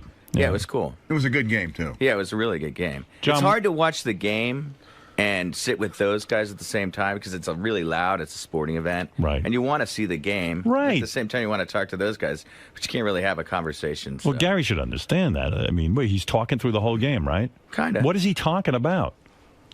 Guy talk. Guy talk. Basketball. I know you guys probably saw my pitch at Shea Stadium, but I gotta tell you, I do know a lot about sports. Did you read my book? Absolutely. You did? Did you know my father's name was Sally Fu? That was his nickname? Sally Fu could have been a gangster, but he took the straight and narrow path. John, did you agree that Gary would be the guy you wouldn't want to be? Like, you'd rather be with Fred? No, they were both great. They were both equally great? Yes. All right, well, very nice. He's a diplomat. When you got to the part of my book with the lists, did you enjoy it? Oh, absolutely. You did? Howard made fun of me. But I know it set a tone for the book. I understand that you're from Utah. Now, which disc would you take back to Utah with you? Wait, if it only was anything like that. They said you didn't shut up. No, he said I didn't shut up, and That's I didn't. right. I hardly talked to him the whole game. He was 2 seats away. Nobody could hear anything. He says you didn't shut up. No, John was sitting What, next he's lying? Yeah. Not lying. He didn't say a fucking word. Like talking to a fucking Mount Rushmore over Because there. the guy wants to watch the game. He's a man. I was talking to John, right? Yes. He was talking to John sitting next to me, and he had a lot of questions about the show, which I graciously answered. Right. We hardly got to talk, except when John got up to go to the bathroom. He said you didn't shut up. I'm going with him. You should go with him. You'll be bored to tears. Thanks. Craig and John. All right. Well, enjoy the show. And Anthony, what can I do for you? Listen, man, I got a new question for Robin. Dude. And possibly George. Want to know when's the last time they got their asshole licked? George, when's the last time you had your asshole licked? Sunday. Ooh. Well, that's a George good has one. had it sooner than me. When's the last time you had that, Robin? I can't remember. Can't even remember. Was it really long ago? Asshole licking? Yeah. That doesn't happen all the time. You know what? I'm not much into that, but when Brad obviously It licks, happens. When Brad does that to you, do you feel obligated to lick his asshole? No, not necessarily. It's not quid pro quo. I mean, it's spontaneous. It's happening while we're wrestling. Oh, he's licking and wrestling and How does he? all at the same How does he time? win the wrestling match? If I know you guys like to wrestle, but how does he win the wrestling match if you're busy licking his asshole? Or he's busy licking your asshole. We don't stay at it. It just happens while So his face ends up in your ass. Between, you know. And then he starts licking your asshole. It's just in passing. Right. It's a little sign of affection. When you do that, though, that's a heavy taste. I mean, that's a thick... No, we're clean. Yeah, but I don't care how much you they clean. shower first. You remember. When he licks it, though, does he get in there and get the sphincter? Or, No. No. What just, you know... What? Just a swipe? Yes. Swipe. Swipe. I could use a swipe myself. You guys had a good time in there today? Yeah, it was fine. You afraid you might have stepped on Gary a little bit, or is it... No, yeah, he misunderstood it a little bit. All I was saying is I heard him and John talking the whole time. It wasn't anything big, but I could hear him. It was loud at the game, so I couldn't really contribute to the conversation at all. But you don't feel slighted or that Gary was talking John's ear off and not yours? No, not at all. It's John's gig. He sat next to Gary. I was on the other end. So you expected to be sort of on the periphery? Yeah, I was on the peripheral, you know. Exactly. Yeah, so. Now, did you guys envision talking with Howard on the air today, or were you expecting a more laid-back sit-in? Well, typically when people come in for charity things, he talks to them a little bit, so I expected it. You knew what to anticipate for this? Yes. Worth the auction, though? Worth everything, every penny and all that? Yeah, no, it was fantastic. It was a great experience. Yeah, it's fun. We've been listening for so long that it's fantastic to meet everybody and see what happens up here. I was going to ask you, how does it measure up to what you listen to actually see it in front of you for your own eyes? Well, you just get a little better feel for how the show is run. It was a great experience. Pretty surreal. And all the Sibian things here. Yeah, I mean, you're right here by all the attachments. That's pretty cool. You can see some of the greatest rides that have happened. The OJ mask, Beetlejuice. It's all of the staples. It's great to see it finally. Cool. Well, thanks for stopping by, guys. Thank you. Now I guess it's time to face Gary in the wrap-up show. Oh, yeah. It's just a misunderstanding, right? As most things are around here. You feel punched in the face by the way these guys I think everybody, when they get in there, they want to be a jokester. I think he's just saying whatever he could say to get a rise out of Howard. You know, he wasn't sitting next to me, and it was very loud, so it was difficult to speak at all. So I mostly spoke to John, and Fred hardly spoke to either one of them because that guy, Craig, was so far, he was 4 seats away. And, it's a weird thing when you go to something like this because it's a balance. Like, I could have not spoken to them at all, and they could have come in this morning and go, we paid $27,000 and Gary fucking ignored us.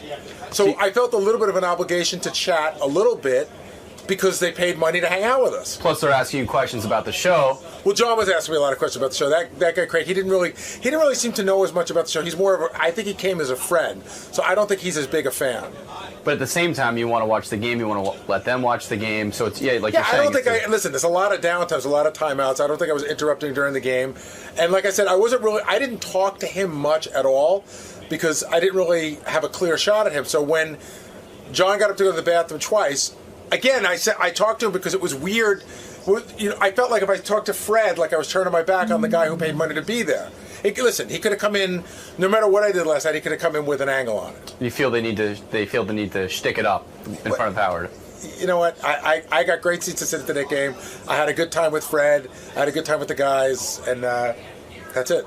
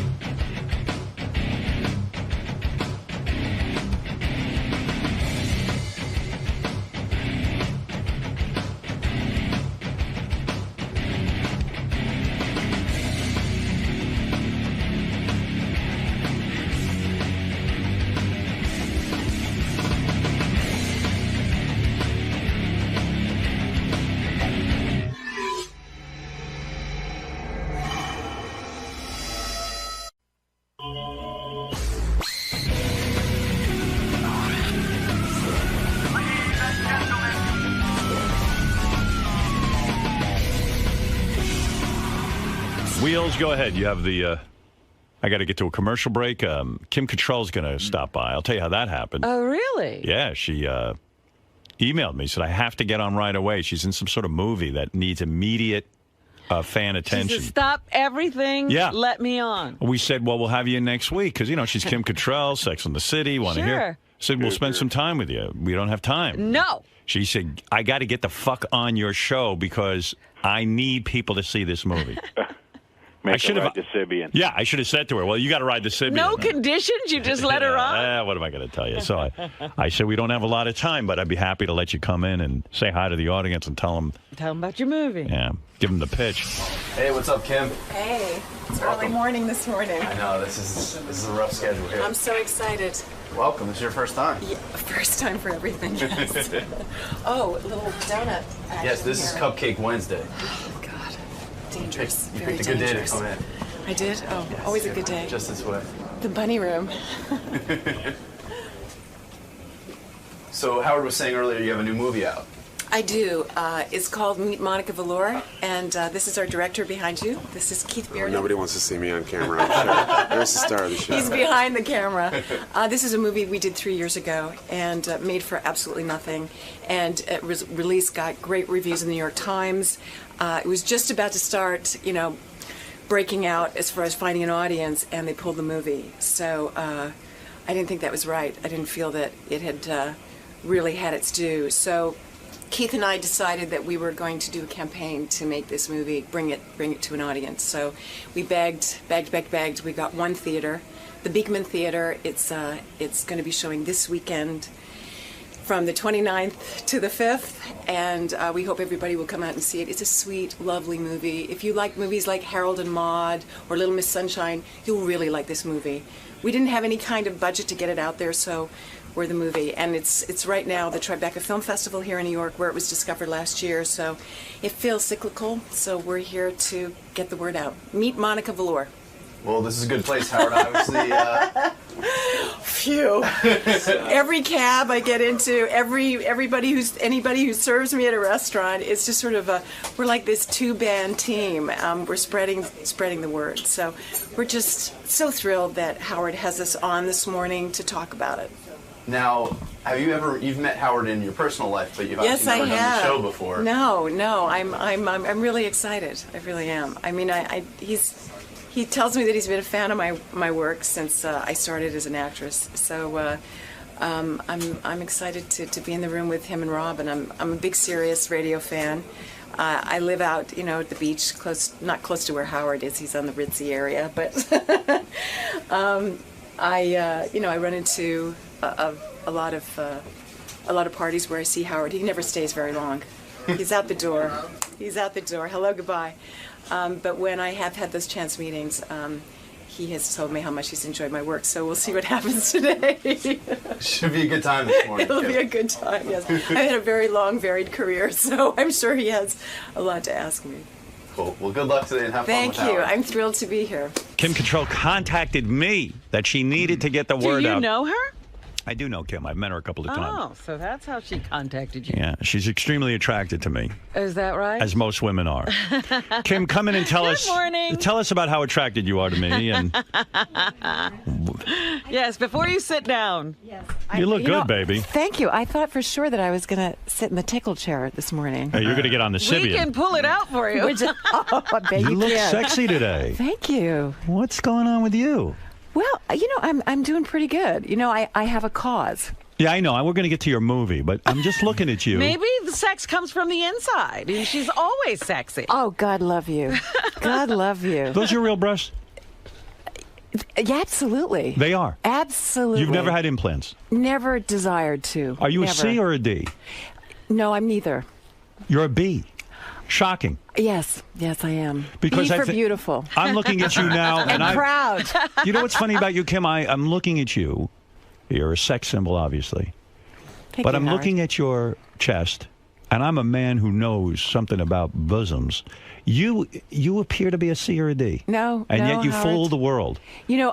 Recently my mother came to visit me, who's in her 80s. Right. And I have a little jacuzzi in. Of course you do. Yes, just a little one. Right. And I said, Mom, get in. And she said, No, I'm embarrassed. I said, No, go ahead. It's just you and me.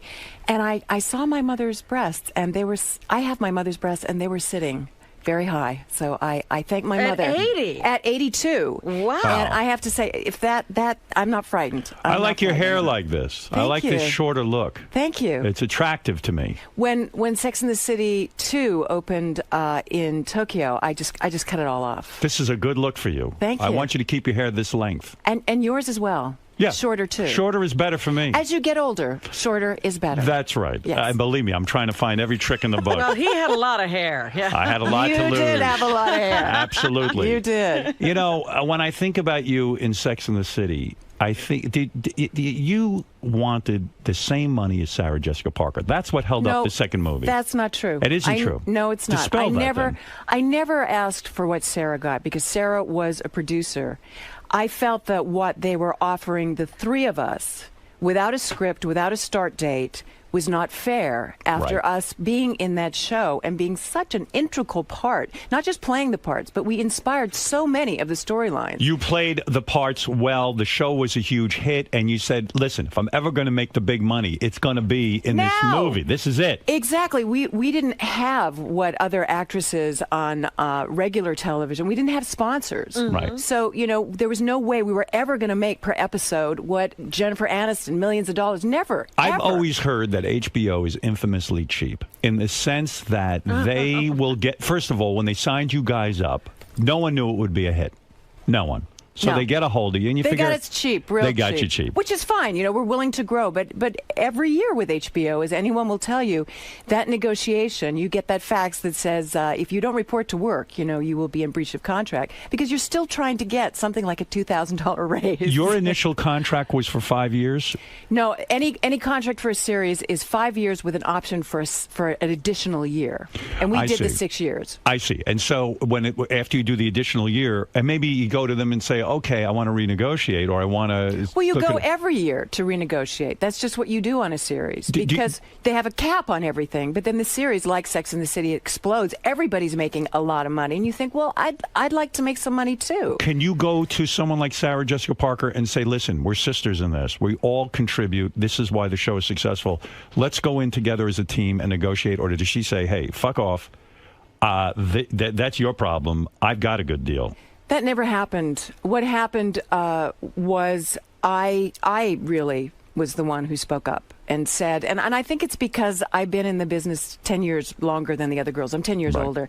And I had been a leading lady, and I thought, you know, this is not fair. We all need to, at this point, making these movies, at the end of the series, I'm not set for life. Right. I want to be set for life. I've done my 18-hour days for 6 years.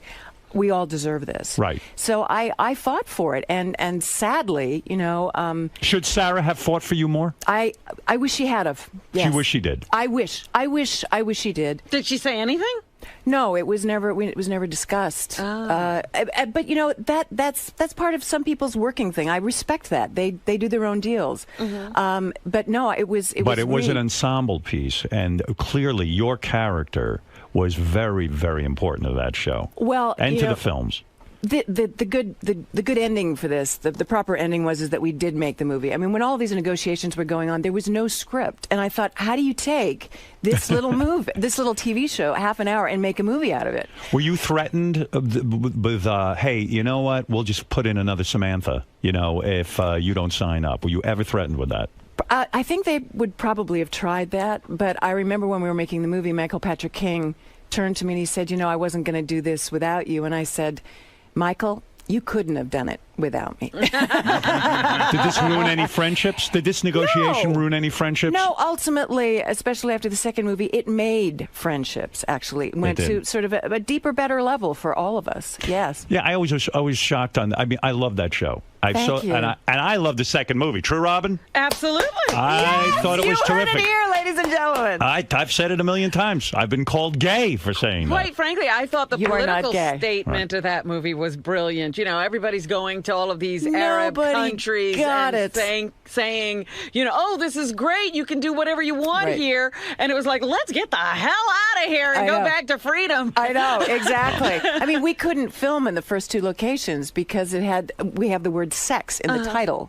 Do you think you got that role because in real life you are this wild sexual person or something? No, I had done a film called Live Nude Girls, and I think from a very early age, films like Porky's and Police Academy and Mannequin, you know, for me as an actress, where I really live is in the theater, but you can't make a living in the theater. No. So, I mean, if you look at my resume, it's like two different actresses. One is like this theater career, which is very classical, and the other one is like these crazy movies that I was doing, but I was really paying my rent. Right. I didn't come from, I'm a blue-collar girl, you know. I didn't want to go back to waitressing and slinging hash. I wanted to continue, even, you know, in a movie that I felt, well, it's not exactly what I want to do, but it's going to pay my rent for the next 6 months. Sure, no, which it's a Porky's business. did. Right. Absolutely. Porky's. What did you mean in your email to me?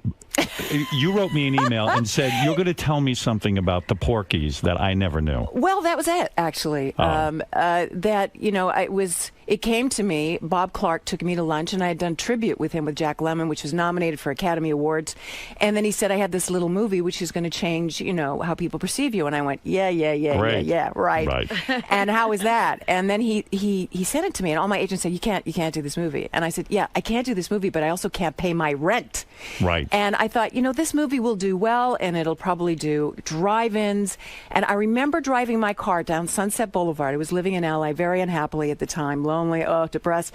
And I came across this huge mother-friggin' poster of Porky's, and the first name was my name. I was like, And were you upset about that? Because you probably thought Porky's was probably a bullshit movie. Nobody knew what it was. In some ways, it was way before its time. It was a fantastic movie, and yet probably at the time you said, I'm a serious actress. I shouldn't be doing something called Porky's. But, you know, you probably thought it was the end of your career, Porky's. People thought it was the end of my career. Yes. Right. They did. Meanwhile, it's one of the things that you are known for and praised for. Yes. And you were part of groundbreaking movies. But at the time, they thought it was a piece of bunk. I mean, they went on and on how this isn't, you know, compared with other films that were out at the time, like Animal House. They were saying, this is a frat boy movie. This is stupid. Was it hard for you to get work after Porky's? Was it like, oh, she's in that shitty Porky's? It was easy to get work like Porky's, like Police Academy, because you're associated with a hit. So then you go on this trail, and this other trail that you were on with movies like Tribute and Ticket to Heaven, where you're nominated for awards and you're going that direction. Suddenly Michelle Pfeiffer is taking all those roles, and I can't get near them. Because you were in Porky's. Because I was sexualized in that way. Do you hate show business? Do you have regrets? Do you wish your career had gone differently? No. You're happy about everything. I've been doing a lot of plays, and that's always, as I said before, where I live and my passion is.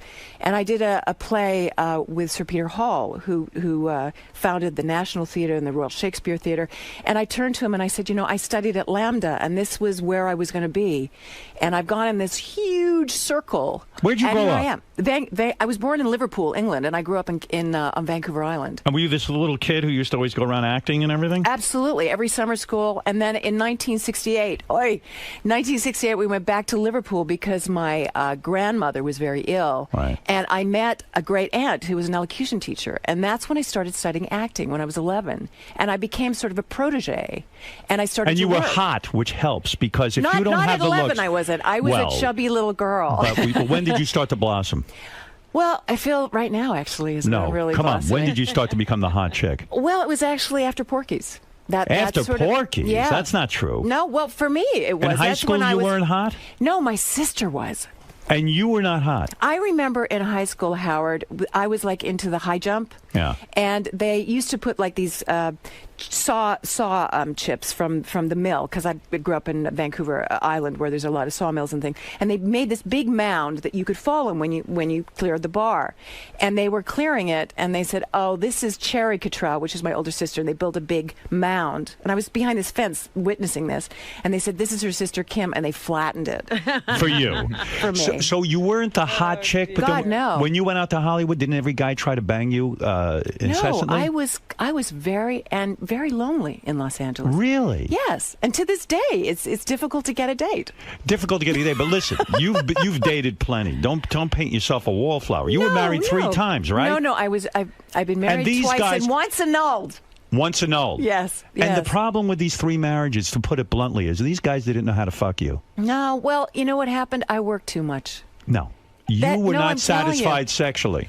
No. I'm telling you, I work too much. But There's why no, have there's you no said time you for, have been quoted as saying that the sex was bad? No, I wrote a book, Howard, That's called right. Satisfaction: The Art of the Female Orgasm. I remember. It's a very good book. And in the book, it was quite naive of me at the time. I wrote this book to really distance myself from Samantha, to say, Right. this is my reality, and this is a character I play, but Right. this isn't what my experience has been. It has been, like many women, not fulfilling, really. So my first husband, was European. I was working a lot. It was very stressful. All kinds of personal, situations were involved. My second marriage was Well, wait a completely second. different. And he couldn't give it to you good enough, the European?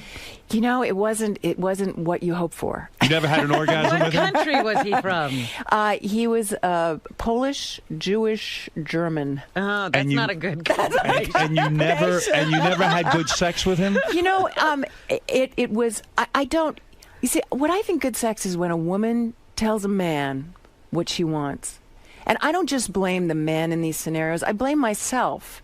Because I was All right. scared to ask. I was scared to say, I don't know. I was scared to say, can we try this? Right. You were afraid to say, listen, I'm not getting off on this. Maybe you could do this to me or do that to me. Exactly. You were afraid And to most ask for what women, you needed. I didn't know what I needed.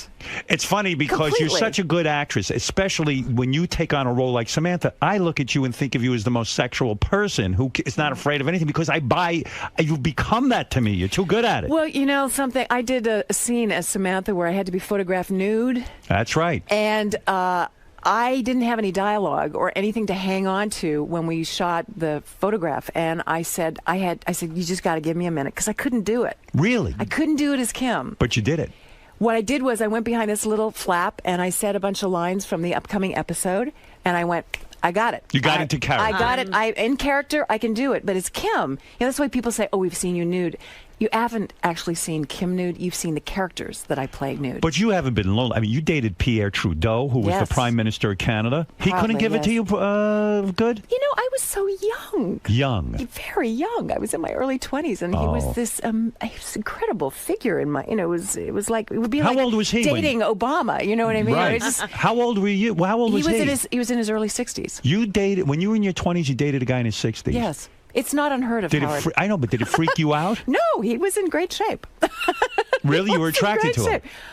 Power is very attractive. It's an aphrodisiac. Well, when a guy yes. pulls down his pants, he has gray pubes. That can turn off a 20-year-old girl. No, You know what? I didn't see that. you didn't see gray pubes No, I on didn't. Pierre Trudeau. I Maybe wasn't he looking. shaved. I wasn't looking for that. You know what I was looking for? What were you I was- looking for? He was a fascinating man. A really fascinating man. And Who broke up with who then? Well, it was kind of, one of those things. He was busy, I was busy, and I'm sure I wasn't the only young woman that he was, had his eye on. And I got a boyfriend, so it kind of was... It fizzled. Fizzled. Who was the boyfriend? You dated Bruce Willis, too. What happened No, there? I didn't date Bruce You didn't? Willis. This is a myth. Bruce Willis and I think, passed on 495 or 27 on the way to some kind of event. You never had him.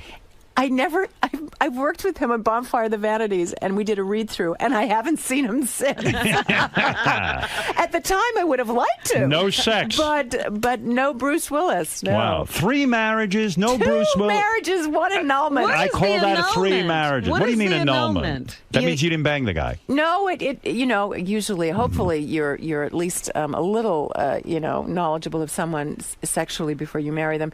It just, he was a Canadian, and he was getting his green card. This is a very Yeah.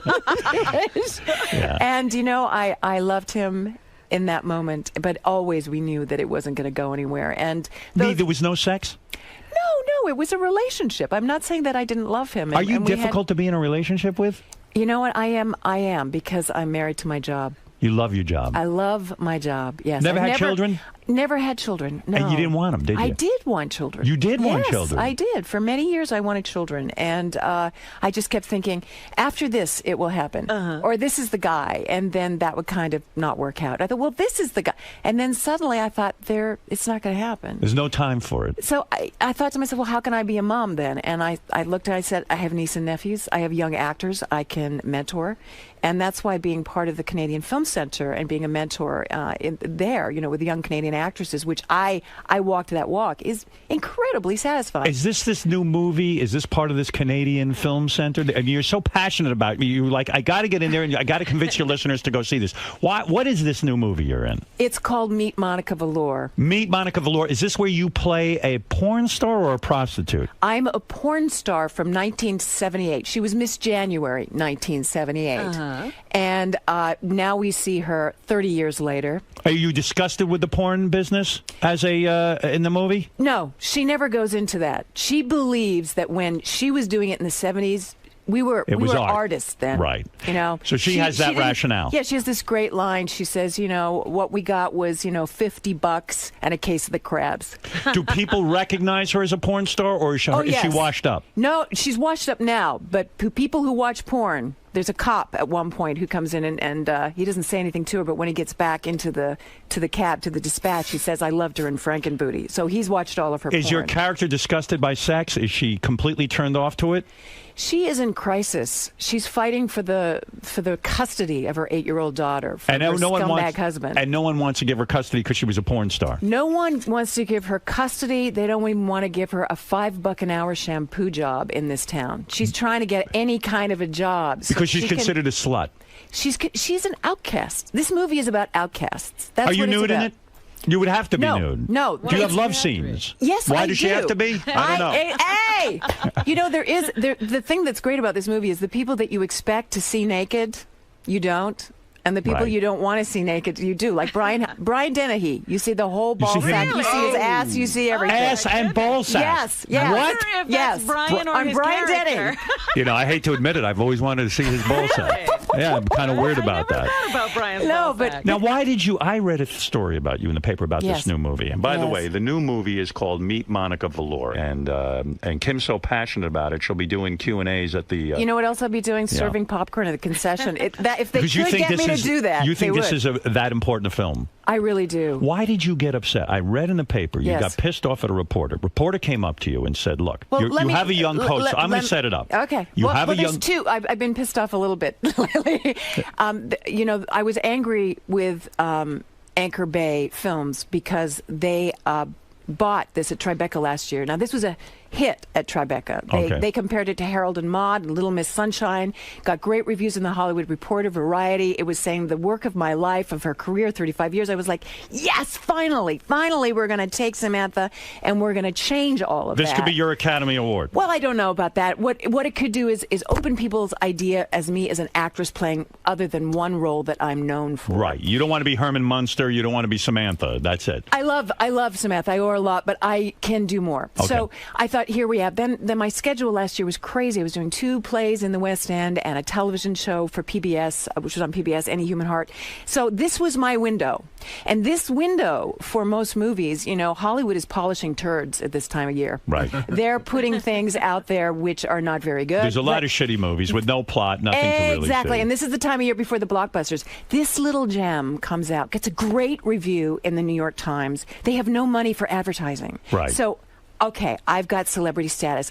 I do every show I can in New York. I do every show in LA. We go to Detroit where we filmed it.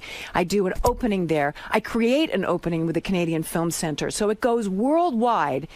And this is a word-of-mouth movie. But there's no ads in the New York Times, a tiny little ad. They got no money. New York Magazine, not even an ad there. So why are you angry? Because they pulled the movie. And they pulled the movie on a night where friends of mine was in one movie in New York at the Clearview Cinema. You mean you're mad at the movie studio for pulling the movie out because they had no advertising money? No, they had no advertising, so nobody came. And just as they were starting to find an audience, and there's this website you can go to called The Numbers, and the day before they pulled it, we were up 192%, which if that had continued, which it would have through word of mouth, we would have become one of the top 10 independent American movies of that week. So they pulled the plug too early, is your complaint. Now, the other complaint I heard Now, let me finish. Go ahead. I called them and said, what can we do about this? I'll do anything. Please, another week. Finally, they said, it's not us, Anchor Bay, who are pulling it. It's the movie theaters, because the Tribeca Film Festival. I said, but who do I talk to? Who are the movie theater owners? So we've got you a theater. I said, okay, where is it? It's the Beekman Theater on 66th and 2nd. I said, I'll do Q&As. I'll do whatever they have. They said, Will you have sex with a member of the audience for the movie? Are you really that passionate? Would well, you I don't know pick if out... I go that far. I will prostitute You will have myself listen for to it. me. You will have a packed house. How about a hand job? But I am willing to talk. I am willing to talk sex for this movie. You I am will. willing. I'm You're willing to go talk all sex. out. Yes, for this movie because I believe in it. I think Keith Bearden. It's his first movie. He did a fantastic job. It's a road picture. It's a love story. It's a date movie. It's sweet. I've never seen you like this. You're so passionate about it. Now, well, you got to see the movie. here I'm going to go see it. I'm going to You go to won't the Beekman recognize me. Theater. I gained 20 pounds. I look really. You look good let now. myself- Now you lost the weight, didn't you? It was 3 years ago. Oh, That's 3 how- years ago that's you how- shot this. That's how long it's been to get this movie out. 3 years. Did you freak out when you had to gain that weight? I loved it. You loved it. What did you do to gain 20 pounds? Did you eat like shitty pizza and I ate ice cream? everything. Everything. And I don't have a private chef. What happened to your body? Did you get a cellulite? Oh, yeah. You did? Well, every On the woman has tuchus? cellulite. You have cellulite. Every woman has cellulite. How does your ass look naked?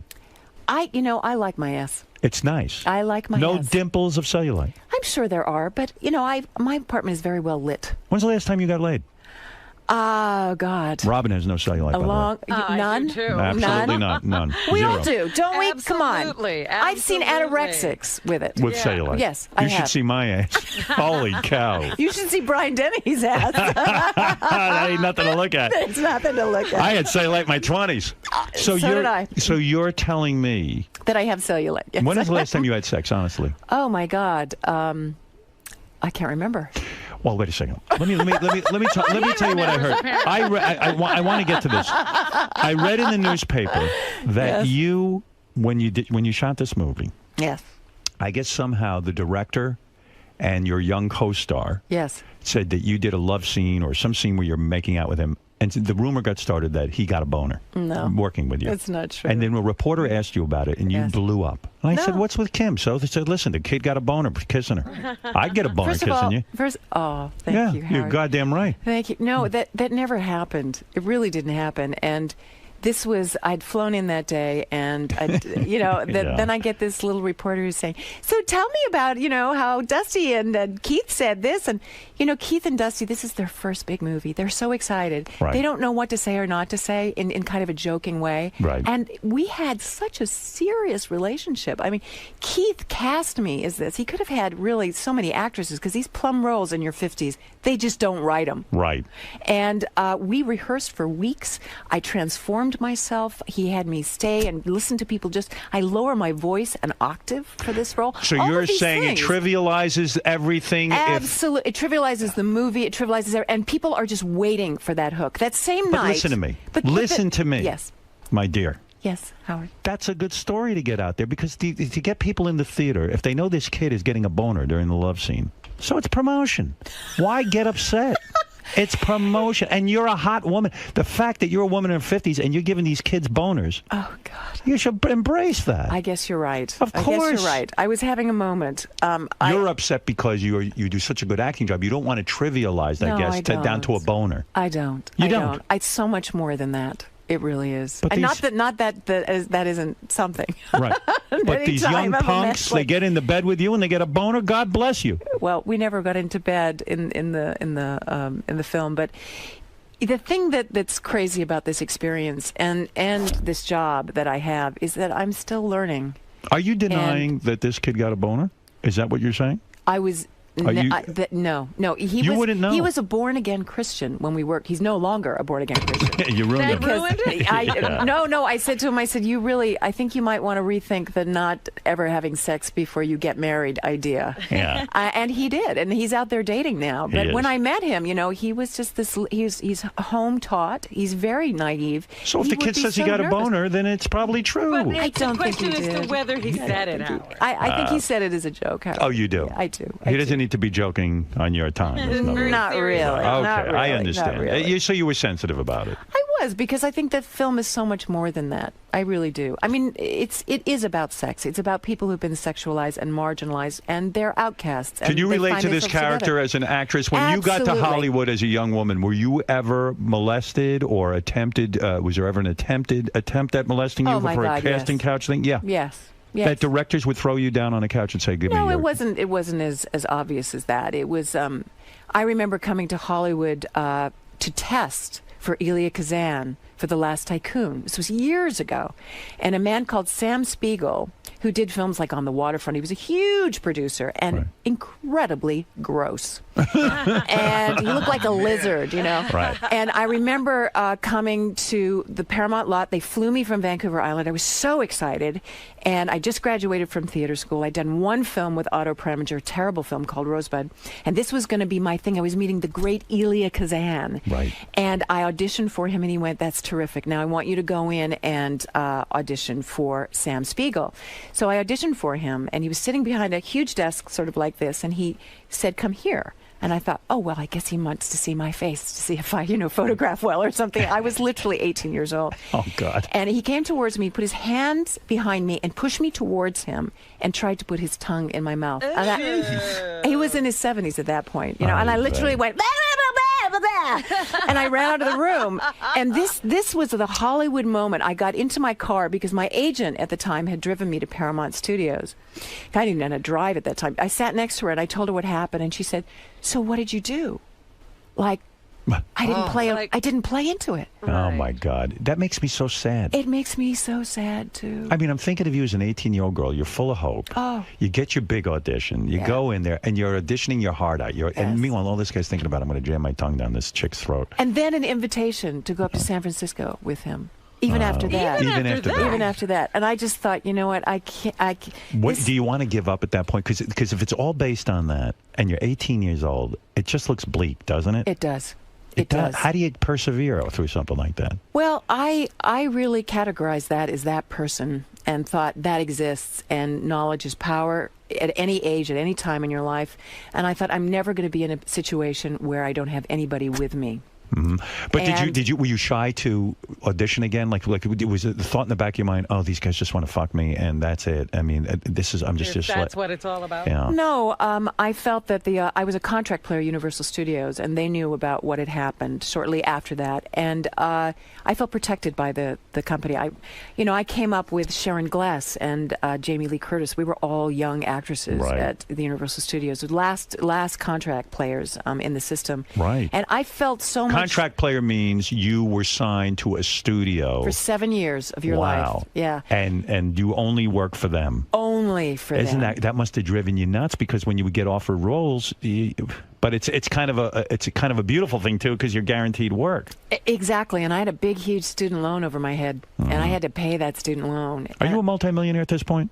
No. You're not? No. Even after Sex in the City? No, I'm not multi. I'm okay for the rest of my life if I'm smart. I'm going to guess your net worth is about $10 to $15 million. Am I close? Well, that would be a multi-millionaire. That's right. Yeah, I guess with my properties, yeah, I guess so. But I have mortgages, and I help. So you have to be careful. You don't live the lifestyle. No. You can't go in and buy the latest Birkin bag, right? I don't want to. You don't want a Birkin bag? No, I don't ever want a Birkin bag, ever. Does it bother you that Sarah Jessica Parker's 20 times more wealthy than you? You know what? I still got more left in me. Who knows what I can do? You do. You never look better. I swear to God. I don't know what you're doing. What are you doing? Abstinence. You're not getting operated on? I don't even think you're pulled back or anything. Are you? No. You don't have any Botox? Nothing? I have Botox right here. You do? I do, right You here. look terrific. Thank you. You look natural. You don't look like one of these whacked out broads all pulled back with the duck lips. That's very easy for you to say, Howard, but I have to say I have a lot of sympathy for women, because where do we age in this country? You grow up with people like me, and as we start to age, people, they have this age rage thing. I go on the internet some lonely nights and I read an article and I think, oh, that's good. I like what the reporter's done. And then people have their comments, and some of them are, why doesn't this old hag go away? Right, like go off like the Indians used to send you off the tribe and then just go out and die in the woods. Exactly. And that was happening when I was in my 40s, and now I'm in my 50s. It's rageful. And these people can say it because you don't see their face. Is it the hardest thing? I mean, you probably see like a woman in her 20s. You can't be. You're funny. You're delightful. You walk into a room, guys are grabbing you, trying to tongue you, take you away, and then as you get older and older and older, watching that sort of reaction not happen has got to be maddening. Oh no, I still get that reaction. Oh, you do. Oh, you look good. Thanks. I think it's that, but it's also the feeling of this predator. in the room of Samantha. And after a while, people relax. But, people are looking at my face to see if I've had work done. They're not listening to what I'm saying. Or they're thinking, I haven't heard a word you said. You know who you're looking like? Who? I never realized you look like Michelle Pfeiffer. Oh, my God. Look at you. She just said all of her roles went to Michelle. Yeah. You know, you do, though. Yeah. No, we do. We do. She's got different lips than I do. She has like more of those open lips. So you haven't been with a man in a long time, huh? No, I've been single. I've been concentrating on my work. And when you say lonely nights, what do? You're on the computer all night? Sometimes I like to write. I like to read. That's what you're doing? I'm reading a great book right now by Michael Cunningham. What do you do to get the poison out? I take care of myself. Vibrator, huh? I take care of myself in many ways. Robin uses a rack of vibrators. Oh, there we go. Talk to her about it. All right, listen. Kim Cattrall is in a movie. I want to know what happened to that agent who was like, well, what was your reaction? Did you get rid of her? Eventually, yes. Yeah, yes. because that's no help. No. I mean, the actors out there, the agents work for you. You don't work for your agent. I mean, we're so scared to speak up because a lot of them, they won't take you on. There's so many people wanting to be part of this business. Look at this, Kim. no. Here's the guy who tried to make out with you. Oh no, that's his picture. Jesus. I mean, there's nothing grosser than that. Ashamed of himself. He was a frog in a tuxedo with one of those horrible tongues. They like wrap around flies and things. If you'd been halfway decent looking, maybe put out a little. Never. But for God's sakes. Never. Now, Kim is here because she wants you to see this movie. I'm excited about this movie. I am can't too. wait to see It's it. right down your audience because it's a Miss January 1978, and where is she now? I like it. I like the idea. And the young geek who travels halfway across the country to find her Because he's in love with her. He thinks he's in love seen with her. This is the personification of women. And the first scene that you see this character in, I do a strip. Okay, now we're talking. Did you shave down for it? Well, we don't get that far, as you see. If you see the movie, no. Titty? I'm not nude. I'm not nude. Do we in this see film. titty? No.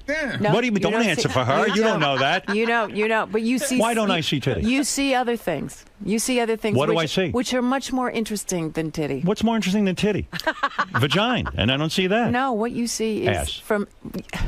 I told you. You see Brian Dennehy's ass. No, what about you? Well, you see down. a big stomach. I did a scene in this movie which I've wanted to do my whole life, which I'm standing in front of a mirror, right? And I've got this. When I gain weight, it's in my hips and in my belly, and I have this scene which all women do.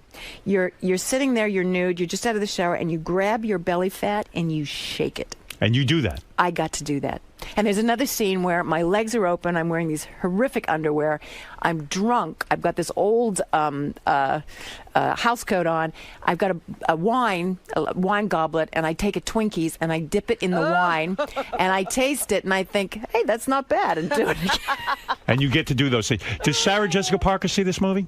Did you invite her to this screening that's going to happen on? You know what? I haven't heard from any of the girls. It's so weird. I don't They know. don't like you, do they? No, I don't think it's that. Come on. Let's get real. Howard, I don't think the Sex and the City girls like you. Well, I think a lot of people in the press. Yes. Have a lot invested in that. What do you mean that? Yes, they do. They want to keep that feud going. But why wouldn't Sarah come and support you? This is an important film to you. This is I've never seen you so fired up about a role. That's the a good movie's called question. Meet I don't Monica know. Velour. You'd have to ask her. Did you invite her?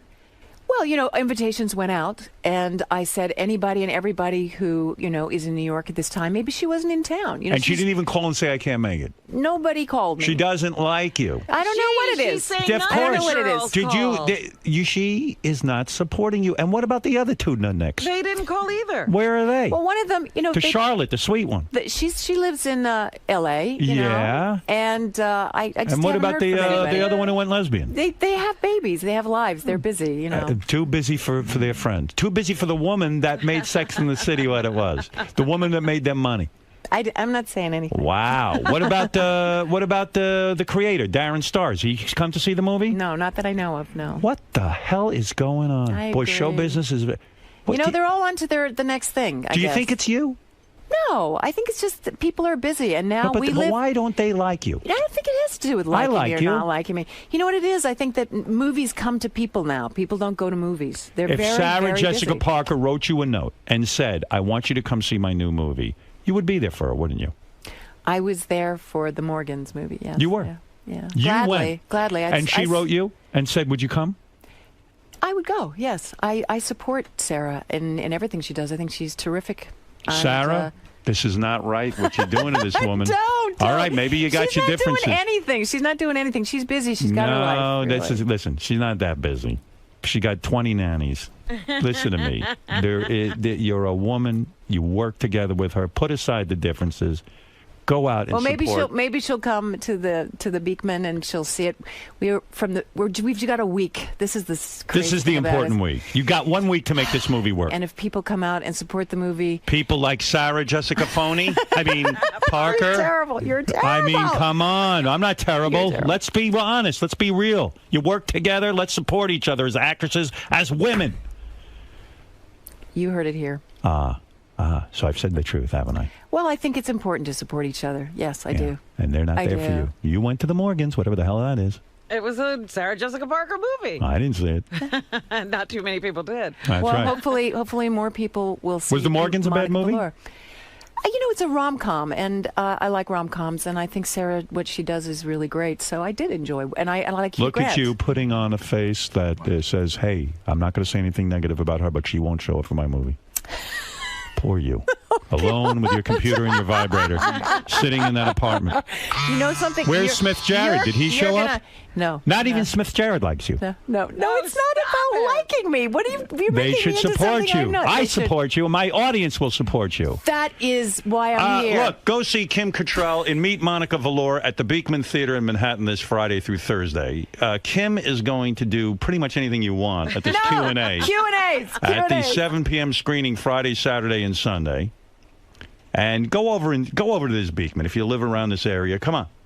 Give her a shot. It's a good movie about a porn star who's past her prime, and she's dealing with the town and the whole thing. Yeah, she's dealing with aging alone, fighting for the... Who are you hanging with these days? Pee Wee Herman? No. You don't even hear from him, do you? No, I don't even hear from him. I'm sorry for you. I don't think you have a friend in the business. I do. Well, you must be a monster. Michael Stipe is a good friend of mine. Oh, Michael Stipe. Yeah. And I think he's terrific. And him you like? I think he's amazing. Really a talented man. And he came to see the movie What's the he second doing? day. What he is just he had doing? an album out. REM had just got like an amazing album. Really? Where they made a film for each song. They got different filmmakers, Sophia Cal and James Franco. They each made a film for each song. He's still creative. He's still doing movies. I mean, he did Being John Malkovich. I mean, he's a real he's an artist. I'm looking you over. I can't see how you don't have a man. It's crazy. They're terrified. No, I'm not terrified. But you're married. Oh, that's right. No wonder I'm not terrified. See, this is the problem. The older you get, they're either incredibly damaged or they're married. Well, I'm both of those things. So I'm a double header. All right, listen to me. You've said it all. We get the point. We like this idea of you in this movie. Now you need us to go. Yes. And we'll be there. Believe me, we're not Sarah Jessica Parker or those other two. I love you. I don't even know the names of Stern. the other two, honestly. I love you, I know Howard you Stern. and Sarah Jessica Parker. I don't know the other who are those other two. two? The other two are replaceable. You're not. Kristen Davis and Cynthia Nixon. Yeah, I'm surprised you know their names based on their support of you. Well, look, it doesn't seem to bother you, so it's not going to bother me. I have a lot of great people in my I life. wish you great things. I wish you know what I wish for you? Yes. A beautiful trip to Peru where they rub good and plenty all over you. I'm not kidding. And a beautiful ceremony. Thank you. I wish that for you. Thank you. See, Kim Cattrall, and I wish you happiness and success with this film. Yeah. Thank you. Thank you, Robin. Let me just say, see Kim Cattrall and meet Monica Valor. That's the name of the movie, and it's going to be at the Beekman Theater. This is the make or break week for this movie. Let's go. It's in Manhattan this Friday through Thursday. This is it for, listen, Kim needs you there. She's being honest. I do. Actresses don't often say that, but she's saying she needs you. It's worth your while. She's saying it might even be fun. Yes. It's Kim- actually a funny, sweet movie. You'll enjoy it. That's right. And you'll see Brian Dennehy's ball sack. Yeah, can't wait. Yeah. Close your eyes for that. Thank you for stopping by How here. can I thank you? Oh, I'll think For of a you. way. Yes. I know what you can do. Believe me. You made your Stern Show debut today. Yes, I did. I'm no longer a virgin of the Howard Stern Show. What's it like making the transition from someone you know in your personal life to seeing them in their craft, seeing Howard behind his board and... You know, I feel that I know both of those Howards. I know the private Howard a little bit less, but he's always been incredibly generous to me and supportive of me, and today is just another indication of that in the guise of this persona, which is actually just a pussycat making fun. And it's, you know, he's a great actor in a way. He plays this role beautifully. And it's like playing tennis with him, you know. I feel like little McEnroe out there, you know. And so it was really a thrill. So you feel like he can walk that line between knowing you in Yes. your own way, but Yes, and you know, he's very instinctual. He picks up a vibe about someone. And that's what he follows. The truth, his truth. And you got to go with that. And, you know, I'm not a bullshitter. He knows that. And I think that there's a chemistry that can happen on his show, and I felt that today. That's what was so exciting about it. So now that you've crossed into his universe, can we expect you back for many more appearances? I sure hope so. I really do. I have a play opening on Broadway in November, Private Lives, and he'll come, so maybe we'll sit down and talk about sex in 1921, which is what that play is about. Maybe steer away from the vibrator talk this time. Yes, exactly. I don't think they had those electrical units then. Right. Yeah. All right, Kim. Thanks a lot. Thank Okay, you. Good luck.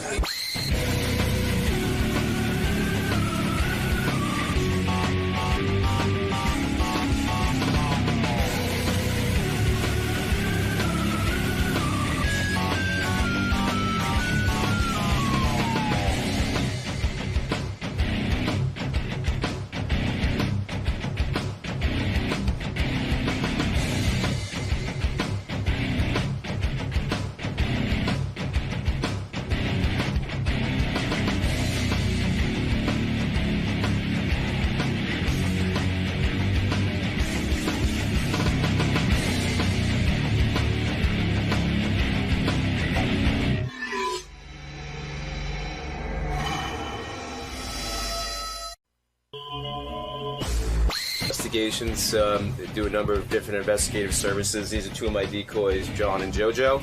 So we're going to talk about that. We're going to talk about my book, Happens All the Time. We're going to talk about my dealings with the Church of Scientology, and I'm going to teach people how to cheat and catch them.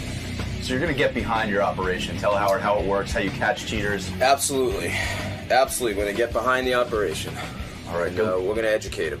Best of luck today, Mark. Thank you very much. Hey, one of these guys is here. He's got one of these personal investigating services. He catches cheating spouses. I was just saying to Gary, I took Gary out to dinner last night for his birthday. What, is he 50?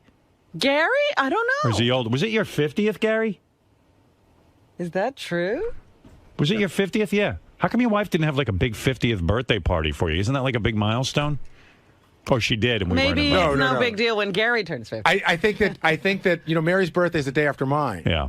So I don't think she wants to celebrate her birthday. Were you disappointed that she didn't sort of throw a big bash? Because a wife usually does that for her husband. You're a pretty good fucking husband. You know what? Some of our neighbors threw a small dinner party with a lot of our friends. Were you disappointed though in a way? No, it was okay. Did it occur to you that something might be happening? No. No? No. Gary was walking around all day with a big smile on his face. He was waiting for the big surprise. No, Opening every door, expecting somebody to jump out. I took Gary out to John George last night. Ooh, nice. What a great restaurant. Ladies Holy got shit. dressed up. Mary looking great. Beth looking great. They, they got dressed up. I put on my beautiful suit. Did you? Well, yeah. In the middle of the week. Yeah. Took Fafa Fooey out. I put on my beautiful suit that Howard bought me 2 birthdays ago. Yeah, he's getting a lot of use out of that. I do. I got to get you another new one. That's a nice suit. Yeah, it's so we had a nice night. So that's a big deal for Gary's 50th. So I said to Gary, because we're having this guy Mark on who has this private investigating service. I said, wouldn't it be just kind of cool, like, Mary's not cheating on you? I think well, Mary... Gary watches her anyway. He's got cameras all over the house. Right. So I was just like, but wouldn't it be cool to hire, like, they have a female private investigator and a male one. Oh, they do that thing where they try to entice you. Yeah. And so, like if this good-looking guy, like, went up to Mary and just was kind of, like, flirting with her at the supermarket, like, would it be interesting to see if she flirted back a little bit? Just to see how far she goes. Yeah. Hey, let me bring in Mark. But what if it goes too far? So then you divorce her. You got to. He's got to trust. Like, what if she blows the guy? Exactly. What if she says, hey, there's a hotel down the block? All right, this is Mark Chapetta. I think I'm saying that right. There's Mark. Hello. On the end there.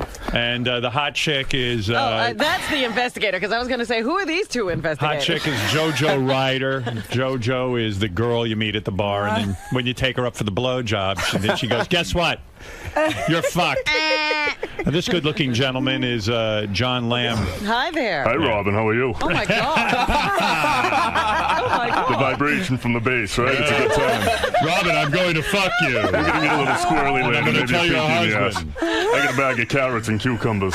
Mark, I was saying to Gary, be cool Yes, sir. to hire. What's the name of your company? On the Mark Investigations. We're based out of Brockton, Massachusetts. Be kind of cool to hire your company and, like, you know, like I'm reasonably comfortable that Beth isn't cheating on me. You're sure? Although I'm sure a lot of guys say that and find out they are. But, like, I wouldn't mind seeing if a good-looking guy like John went in there and, like, said to Beth, you know, hey, baby, you know, like, how far... Hello. How's it going, Beth? Like, how far would it go, you know? Like, how much flirting would go on?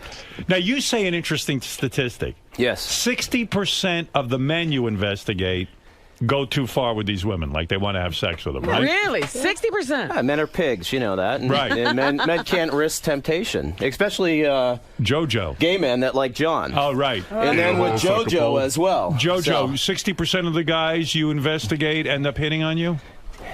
Yeah, probably about that much. What do you consider...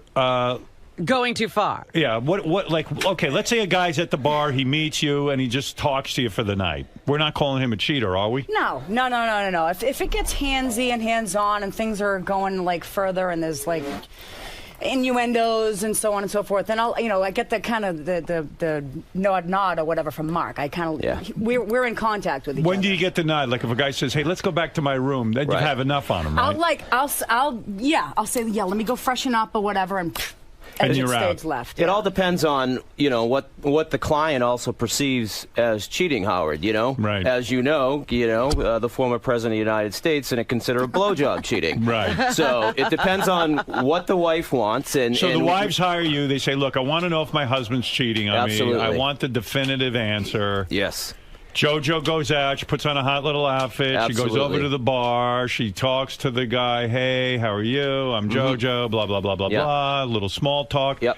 The cheaters, how long does it take them before they make their move? It's all different. Depends how drunk they are. And it depends on how aggressive they are and how much of a cheater they are. You know what I mean? It's all individual. And I'm always standing close by on any job that I take her or any of my other female decoys on. Yeah. I'm always shadowing them. That's for liability reasons. It's for the girl's safety. But JoJo, you never make out with a guy? It's gotten. How far has it gotten? Little titty feel? I almost fired her once. Really? For, How far did you go? I was new. I didn't know. What'd you do? You went down on the guy? Things. What'd you do with the guy? Did you fucking go down on him? I did things that he was really hot, and the client said she was done. Right. So that was game. Well, that's what I mean. That's what I'll get for my clients. One of my first jobs. One of your first jobs. You meet the guy at the bar. You didn't know that you're not supposed to do anything. Well, because I up until the point where if the client was still on it, if his wife was still on, of course I'm not going to go there. But she was like saying what happened? You went to a bar. Yeah, and then I went back to his room. You went back to his room. Yeah. Did you go all the way with him? Almost. He put his finger inside of you? Almost. Almost. Things happened. Blowjob. We both were satisfied. You both went down on each other. Kinda. And he didn't want to bang you? I didn't want to go that far. No kidding. I'm really a good girl. And what pissed me off is that I usually don't rig her up with the hidden camera. Right. I usually have the hidden camera on me, and that I didn't get to actually witness this before I almost fired her ass.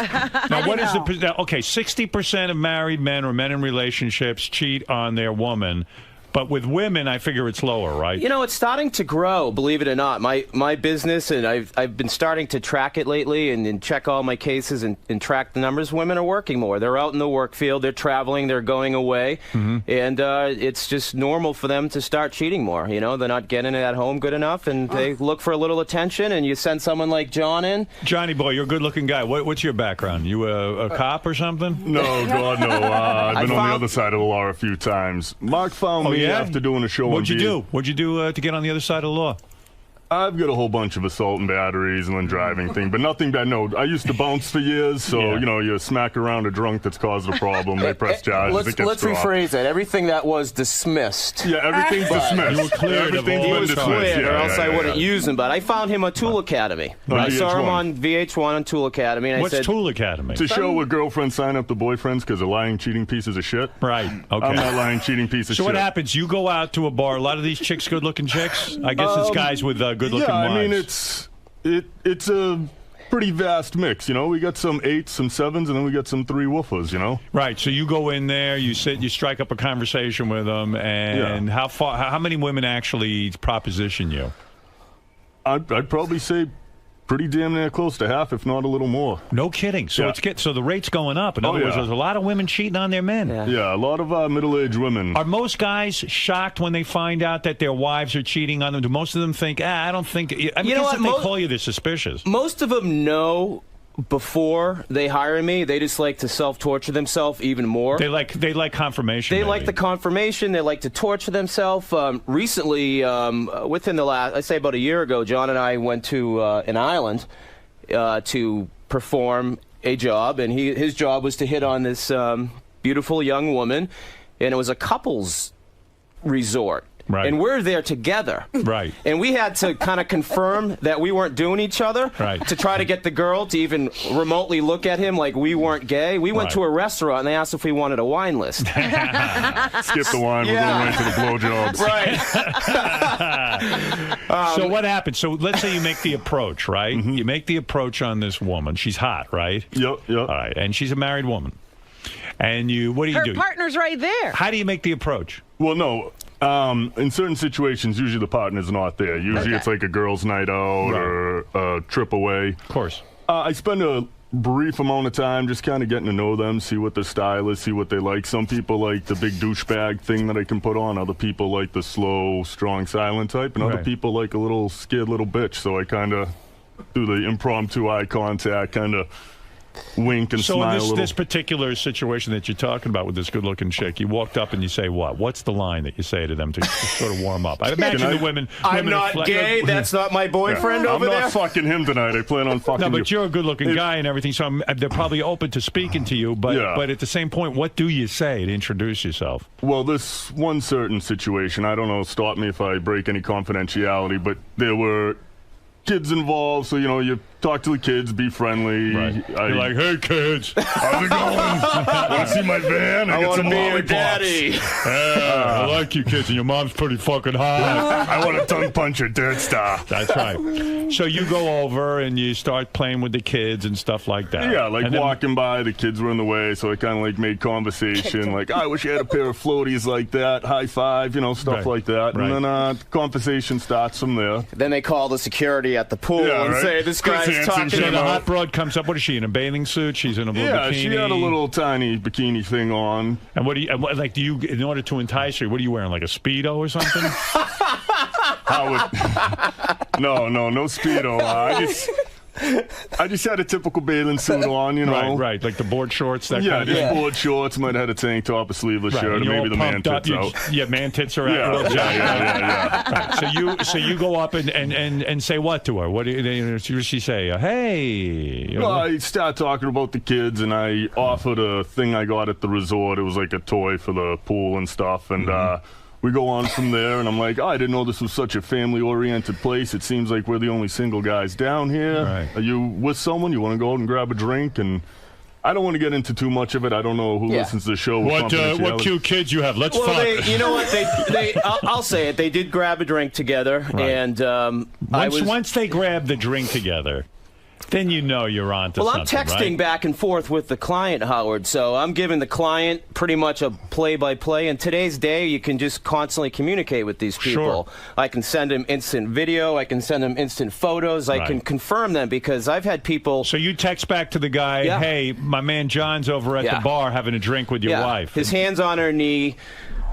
She tells him that I'm overhearing the conversation. She says she's not married, and she is married. Wow. So these are signs. We're also there to download. He's there to download their brain. Right. Are they married? Do they have someone at home?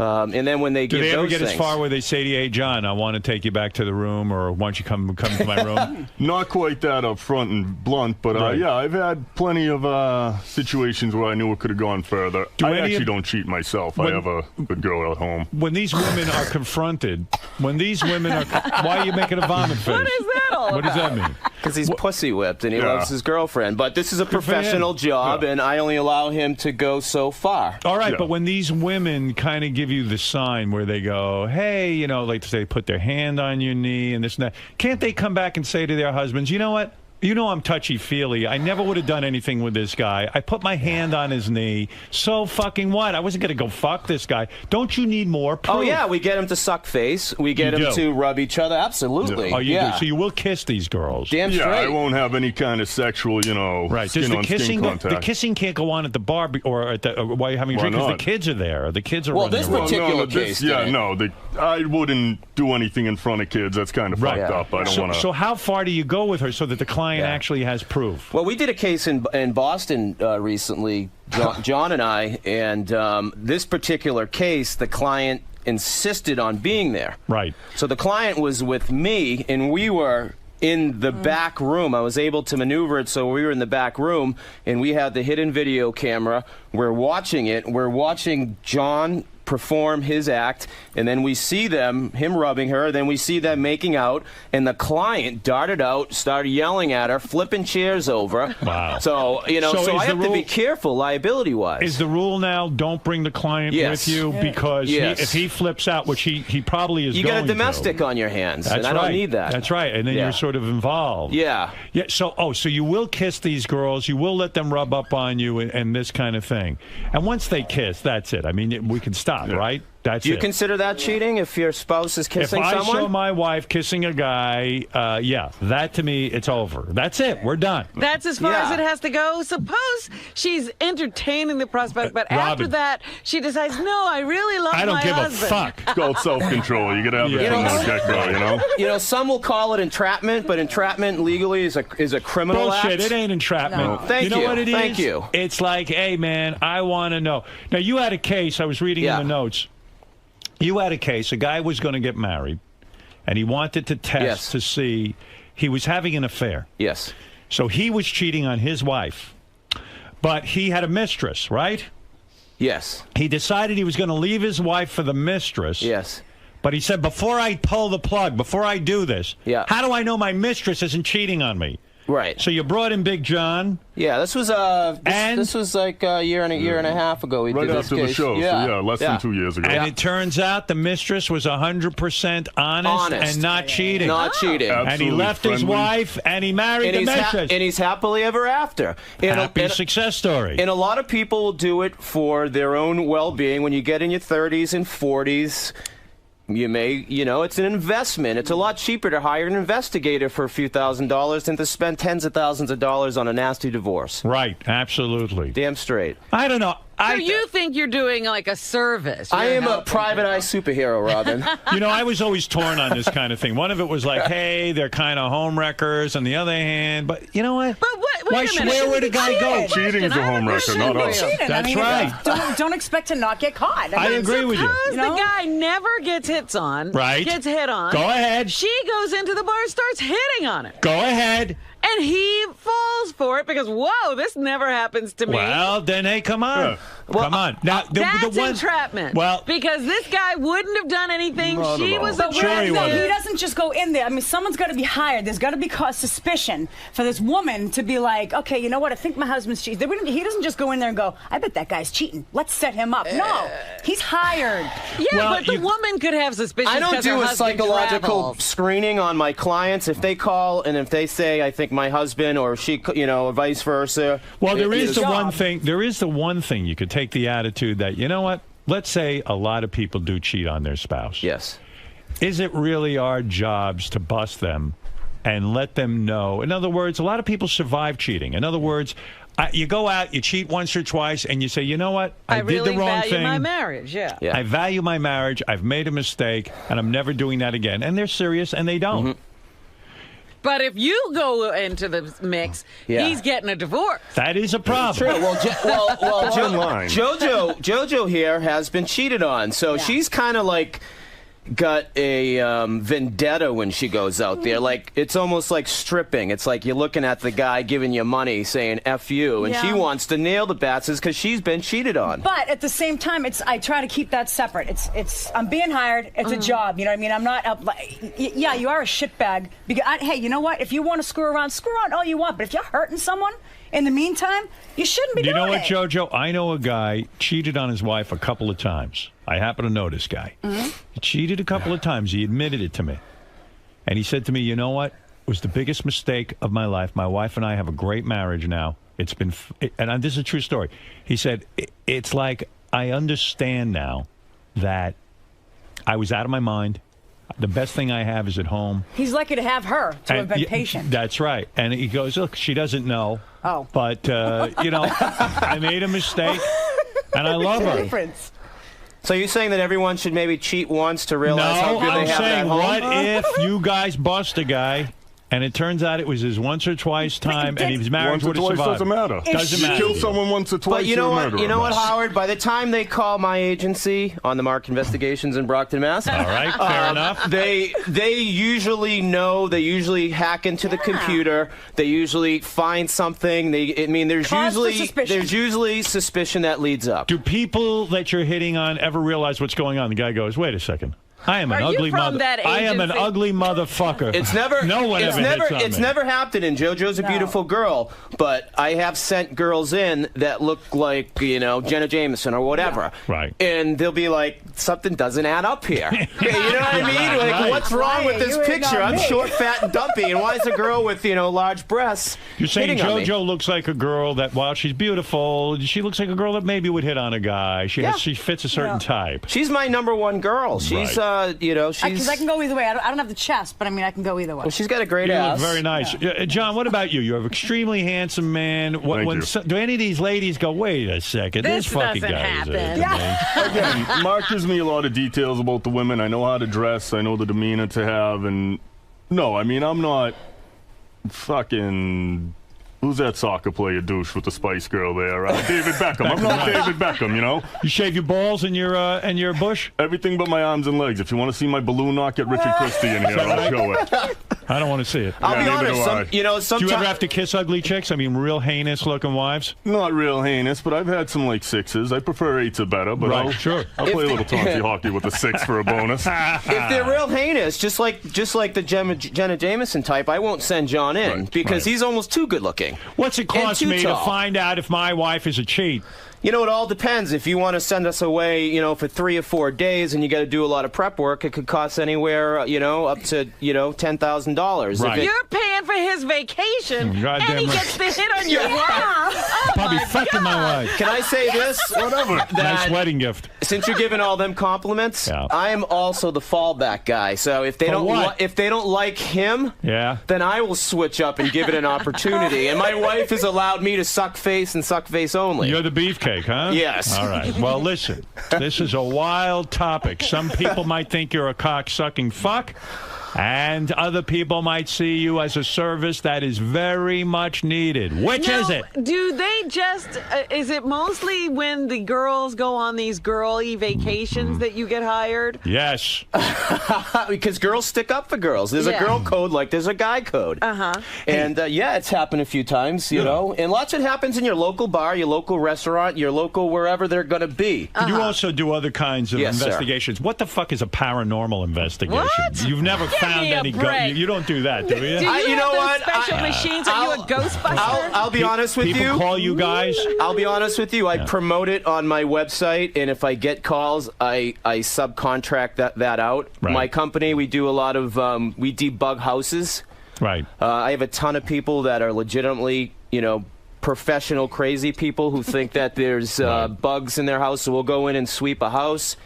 So you do a lot of different services. I do everything. You were hired by the Church of Scientology, right? I was. Why? There's a chapter in the book, and I met them about 12 years ago, and they hired me just to do background work, to do investigative work on people. In other words, if I am a person who criticizes the Church of Scientology. They would hire someone like me to find everything that you could think of about you. Surveillance, pull trash. Why? Why are they so paranoid? They have a successful operation. You know, it's weird. Who are they looking for? It's you know what? It's weird. A lot of them are ex-members, and I can't say anything bad about them because they've never handed me pamphlets. They've never tried to force me to go, to go in that direction. I was an outside contractor. I said, hey, look, as long as the money's green, as long as it's ethical. But I did have to go through the whole e-meter test before I started doing work for them. Really? Right. It was like something my third grader made with like 2 toilet paper rolls, and they asked if I was a secret spy. Why not hire someone within Scientology? Why would they risk a guy like you who's a loudmouth going around? Who's going to go on Howard Stern and talk about it 10 years later? Hire someone from within. But you know what? Because I have nothing bad to say about them. They're actually nice people. They've been good to me. They were a good client. What do you find out about the people who criticize Scientology? Probably nothing. Anything. You just gather intel. Knowledge is power. And so, what are they looking for? They care. They want to discredit the person. In case it goes into litigation. You know, there are a lot of ex-members that are out there to... You said while you were there... Yes. Tom Cruise walks through a secret passageway and then appears in rooms. Maybe he just walks through walls. Why is that? Why? What do you mean a secret passageway? I was out at... Oh gosh! The Celebrity I'm going to be getting. You know what? Someone's going to be watching me now, Howard. I was at the Celebrity Center in L.A. many years ago, and they said he came through his private secret entrance. I didn't see it. I didn't know if it was like a bat cave or anything. Right. And he came by. And he had a Yankees hat on. I had a Sox hat on. He said hi to me. He seemed genuine, and he was going to study. What is the secret entrance? So no one will see him. No one can behold him. I guess. Right. I have no clue. Right. He was going to study. Study what? He was continuing education. Do you think at this point he knows everything? Continuing it. I don't know him personally. I've never done work for him personally, but I was out there on a job. Now the Scientology Church doesn't use you anymore. Is that? I haven't done work for them in about 6-7 years. You know, they're nice people. You think they weren't satisfied with your work? No, I think they've just suffered from recession, and I think what they do is they rotate a lot of different people. It's time to move on with someone else. I already did great work. I did great work. I was the best trash picker in the fucking U.S. Yes, and you would find out things. What kinds of things would you find out? What type of girls they like? What type of guys they like? You know what I would. Would you find that if they were, say, homosexuals, and then report that to the Church of Scientology? I would just gather the intel, Howard, What's the and intel? I would What give are we it looking back. for? You know, Post-its, letters, envelopes, addresses. Banana peels. Did throw you ever out. wonder what they were doing with that material? Did you worry that perhaps they might be using it to discredit a guy or to frame a guy or to do something like that? You know what? That's again, I wasn't doing anything illegal. Pulling trash is legal if it's on a curbside. If you go into a dumpster, it's trespassing. It's illegal. Right. So I'm performing my job as a professional investigator to get the trash. I'm performing my job as. Do you ever turn down a case because you think it's immoral? The only case I really turned down recently was a woman who thought that someone implanted a listening device in her brain, and she wanted to know if I could sweep her head. All right, she's obviously a schizophrenic. Yeah, I get a lot. But she said she worked for the state, which... Have you ever been hired by a politician to find out what his opponent is doing? All the time. All the time. Goes on all the time. They didn't learn from Watergate. They didn't learn from Nixon. All the time. Local politicians, reps, senators, what do hire they want me. to know? Just anything that they can find out on them. They want to find out any kind of scandal, right? So they can discredit their opponent. Yeah. I ran for office back in 2004 myself, and I lost. And my opponent afterwards thanked me for, not investigating her. I said, you know what? I wouldn't have wanted you to do it to me. Chico, you're on the air. You're on with Mark, Mark's Private Investigation Services, or go to purchase his book, Happens All the Time, Cheating in the Good Old USA. Go to onthemark.com, onthemark.com. On-the-mark. On-themark.com. Okay, Chico, you're on the air. Hey now. Hey now. This guy's a fucking douchebag. He's gonna take the fucking bat right to his head. Hey, man. You get fucking paid to ruin people's lives. Mind your fucking business. Bring it on, man. I'll be your next fight. You'll be my next fight in the cage. What? I said, bring it on. You'll be my next fight in the cage. Good. I'd love to, tough guy. Be careful what you wish for. Tough guy. Tough guy's calling the radio shows there, Chico. What kind of name is that? Are you a dog, you fucking scumbag? What's the matter? Dude, I will fucking rape your wife's asshole right in front of you and then choke out your golden retriever, you fucking scumbag lowlife. Get a fucking job. No wonder you have an anger issue. I'm telling you. These fucking douchebags calling the radio shows talking tough. What a fucking pussy. I pull up front, you fucking scumbag. You know what? I will say. Sucking a black cock, pussy. All right, I love sucking black cock, your mothers. I will say, Howard, that it always comes down to black cock. Yeah. I'm your mother. I run my agency. Can I speak? Can I speak, Chico? I run my agency in a very professional way. I don't do anything illegal. You know what? If you ethically think it's a crime, that's not for me. I get hired for a service. I do it legal. I have legal people that work with me. I do legal work. I don't. I walk the fine line like a gumshoe. All right, Chico. It doesn't mean that you're not a douchebag for what you're doing. Mind your fucking business. If you cheat, you're a douchebag for what you're doing. There's no reason to put the bait out there and fucking ruin people's fucking lives. Did you get caught? Did you get caught? Chico got caught cheating, man. Yeah. Chico and the man? I said, was it Chico and the man? How come Chico's phone connection is so low? Because he's poor. You don't think he's paying his phone bill? Yeah, pretty much. Yeah, he's got one of those government-paid cell you phones. see, I work for my money. I don't ruin people's lives like you scumbag. Thank you, sir. All right, thank you, Chico. Well, what about your extremely low voice, John? Does that ever freak women out? That's from all that black cock Chico said I suck. It's high protein levels. I've had this voice since 7th grade. I haven't been able to date. I've had buddies' fathers in middle school that thought I was a drug dealer calling the house and I couldn't talk to them. Well, let me just say thank you guys for coming in. I appreciate it. I appreciate it. For more information on Mark's private investigation services or to purchase his book, Happens All the Time, Cheating in the Good Old USA, go to on-themark.com. All right, thanks, Thank guys. you very much for having us. It always gets people worked up, doesn't it? Thank you very much. It always does, man. Oh, well, thank you very much. All right. Can we take a photo surprise before no we career leave, in Howard? Is the, that all Hey, right? nice to meet you. Can we take a photo for you? Sure. Thank you. All right. Thank you guys for coming. Oh, absolutely. Thank you for coming. John, You guys were can great. you go get your phone so we can take some absolutely. photos? Yeah, you look handsome, man. Thank you. You look great. Thank you. Did my wife send you? Yeah. Did my wife send them? Yeah, right.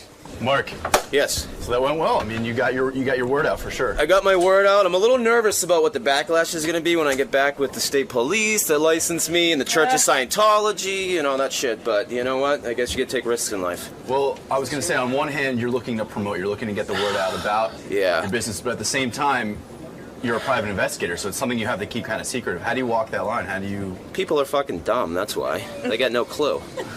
You know what I mean? I could talk to someone and 5 minutes later be watching them, and people are oblivious. So they're not Plus, I put fake mustaches on. They're not going to remember. I can't grow one, so I put a fake one on. I'm 42 and I can't even grow a beard. So as you can tell. Decoys, are you worried at all that this exposure is going to lead to people knowing who you are and... No, like it should he be says, fine. We change our looks, we do things. I'm busy undressing Lisa with my eyes right now. So I've had Lisa. with her for about a decade now. So Really? It's the glasses, the hair, the whole. I know, and I'm petite part of figure. our custodian, too. He was just saying he loves the glass. Need him. Oh, need them, huh? Howard and us. Interesting. Because I want him to send it. Lisa, are you feeling the mutual love here? Is this the type of man you're It's looking that for? voice. It's like what Howard said. See, I'm more of a normal, average guy. I'm more obtainable. You have a cheeseburger or filet mignon. Let's choose it. And I'm 10 years older than I'll be the French fries. So you guys can change up your look. You can adapt and make yourself. we have a whole different ball. He gets down on his hands and knees, and he's a 5'6" guy. Yeah, and then check this out. Now watch. This is hilarious. Oh wow! You know, these shoes make a big difference. So there's all sorts of tricks involved to keep yourselves anonymous and conspicuous. Cool. Well, thanks for stopping by today. Thank you. Good luck with Great everything. time. Thank you.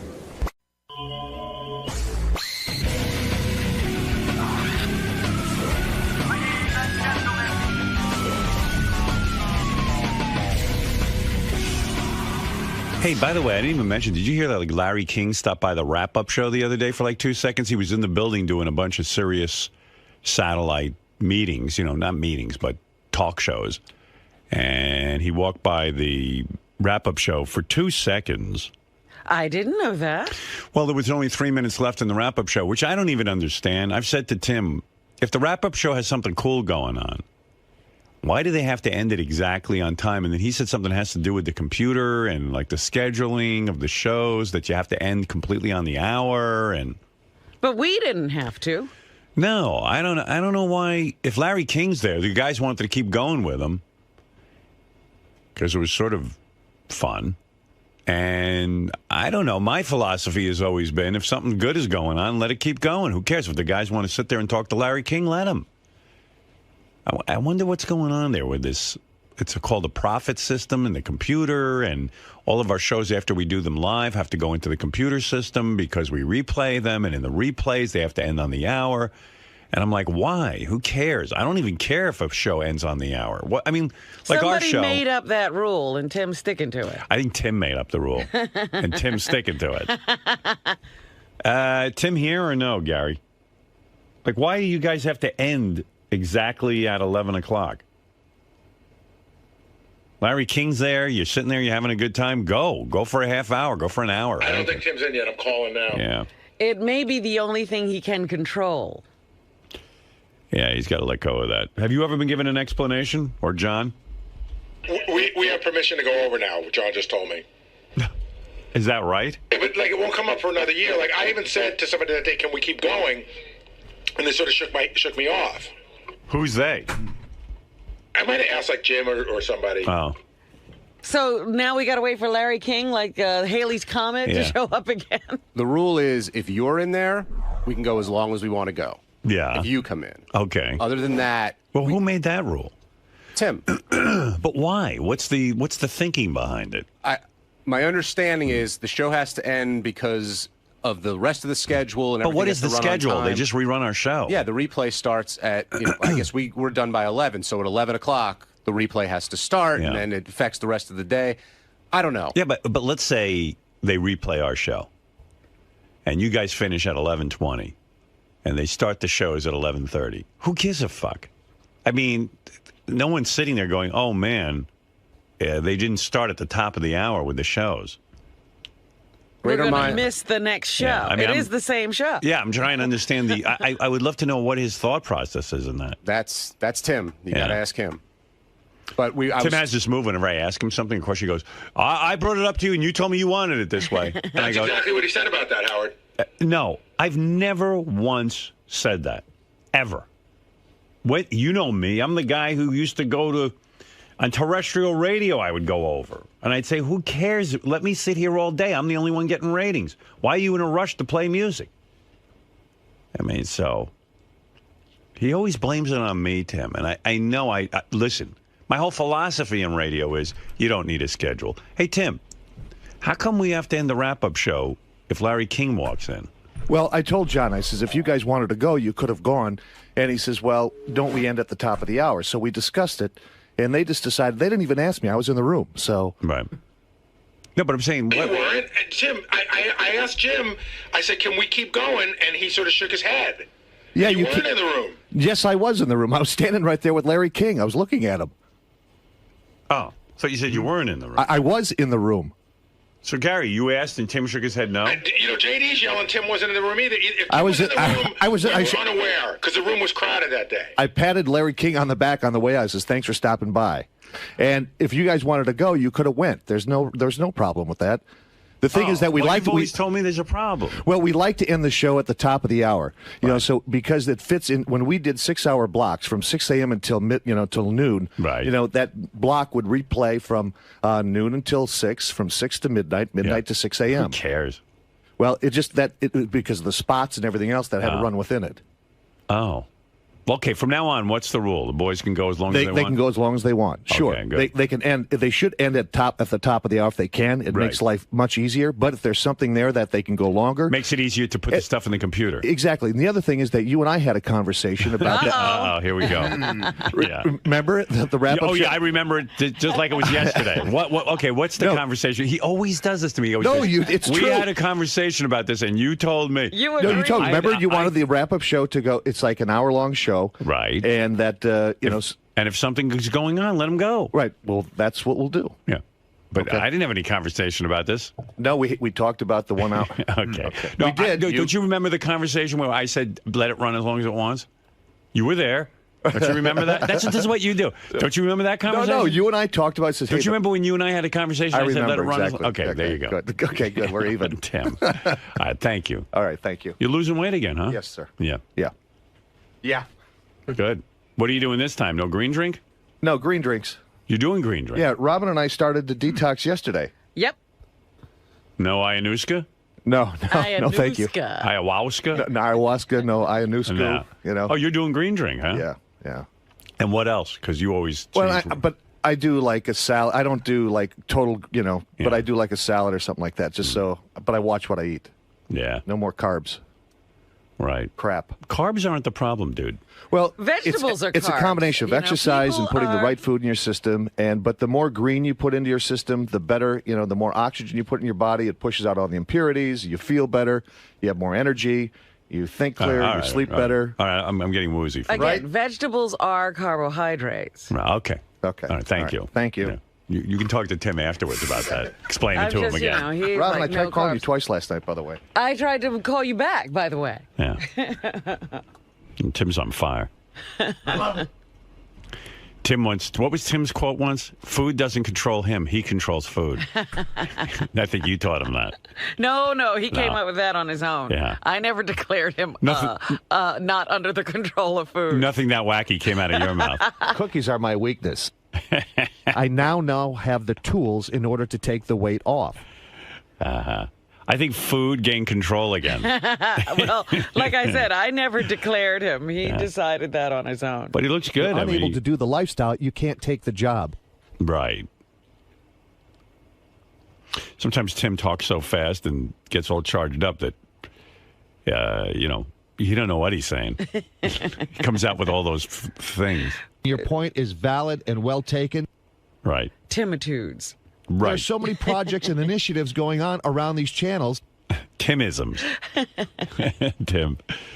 I do like that guy. Tim. He's a good guy. Yeah. Why would you name a kid Tim? Although, what do you name a Timothy. kid? Timothy. What do you name The a long kid? form. Where the hell does that come from? Timothy. Oh, they Howard. were talking about Yeah. Mariah Carey's kids' names on The View, and it's Yeah. Moroccan was where They decorated. it is a room in her house. It's the Moroccan room, but that's where Nick proposed to her. Oh. So the kid's got to be stuck with that shitty name. Right. Moroccan. Yeah. Mm. Hey, Wally, you're on the air. Good morning, Howard. Hey, now.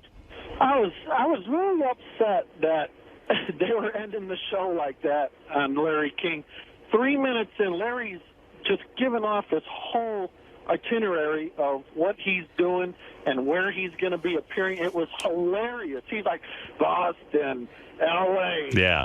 England, guacamole. I'm like, I know, I heard. I'll play it. Did you hear it, Robin? No. Yeah, it was really good. And then I wanted it to keep going. And then all of a sudden the rule came up. And I said, who made this rule that the guys can't keep going? Go. I don't mind. I mean, listen, you don't want them droning on for 4 hours, but if they got something cool happening, let it go. That was an unusual circumstance. That's right. I'm telling you, I had nothing to do with that. I'm the guy who says break the rule. There's no rule. Content is king. Content is king. Thank you. All right. Howard, he had no idea that anybody that was in there in the wrap-up show worked for you. He's like, who are all these guys? I assume you're all fans?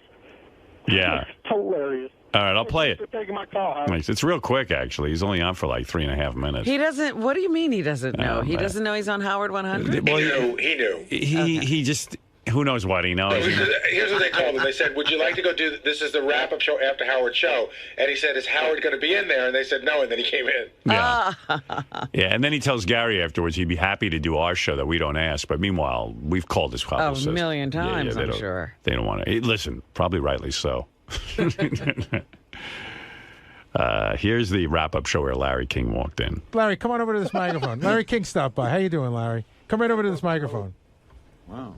How many hosts? Just two hosts. Just us. And a lot of Don't guests. worry, I'm leaving. That's Howard's limo driver, who's also got 100-something thousand Twitter followers. Oh. He only has 80-some thousand. So, Larry. How is Howard? He's good. How come you never come by and do the show? I'm never asked. How's his interpreter? He's good. We'd always love to have you on the show. How we do, Howard? I've got nothing against Howard. Good. We'd love to have you. What are you promoting? How old is he at this point? It's hard to track his age as All much right. as it is his marriages. But the thing about him that's noticeable when you see him in person is he can't weigh more than 100 pounds. Yeah, he's like an elf. He's like from Middle Earth. Yeah, he's like a hobbit. It says here 77. Okay. That's how old he is, but he looks older, honestly. He's always looked older than 77. Yeah. I don't recall him ever looking 77. So he somehow he keeps saying through this interview that he's a stand-up comedian now, but then when you question him more, it turns out he's not really a stand-up comedian. It sounds like he tells stories about his life.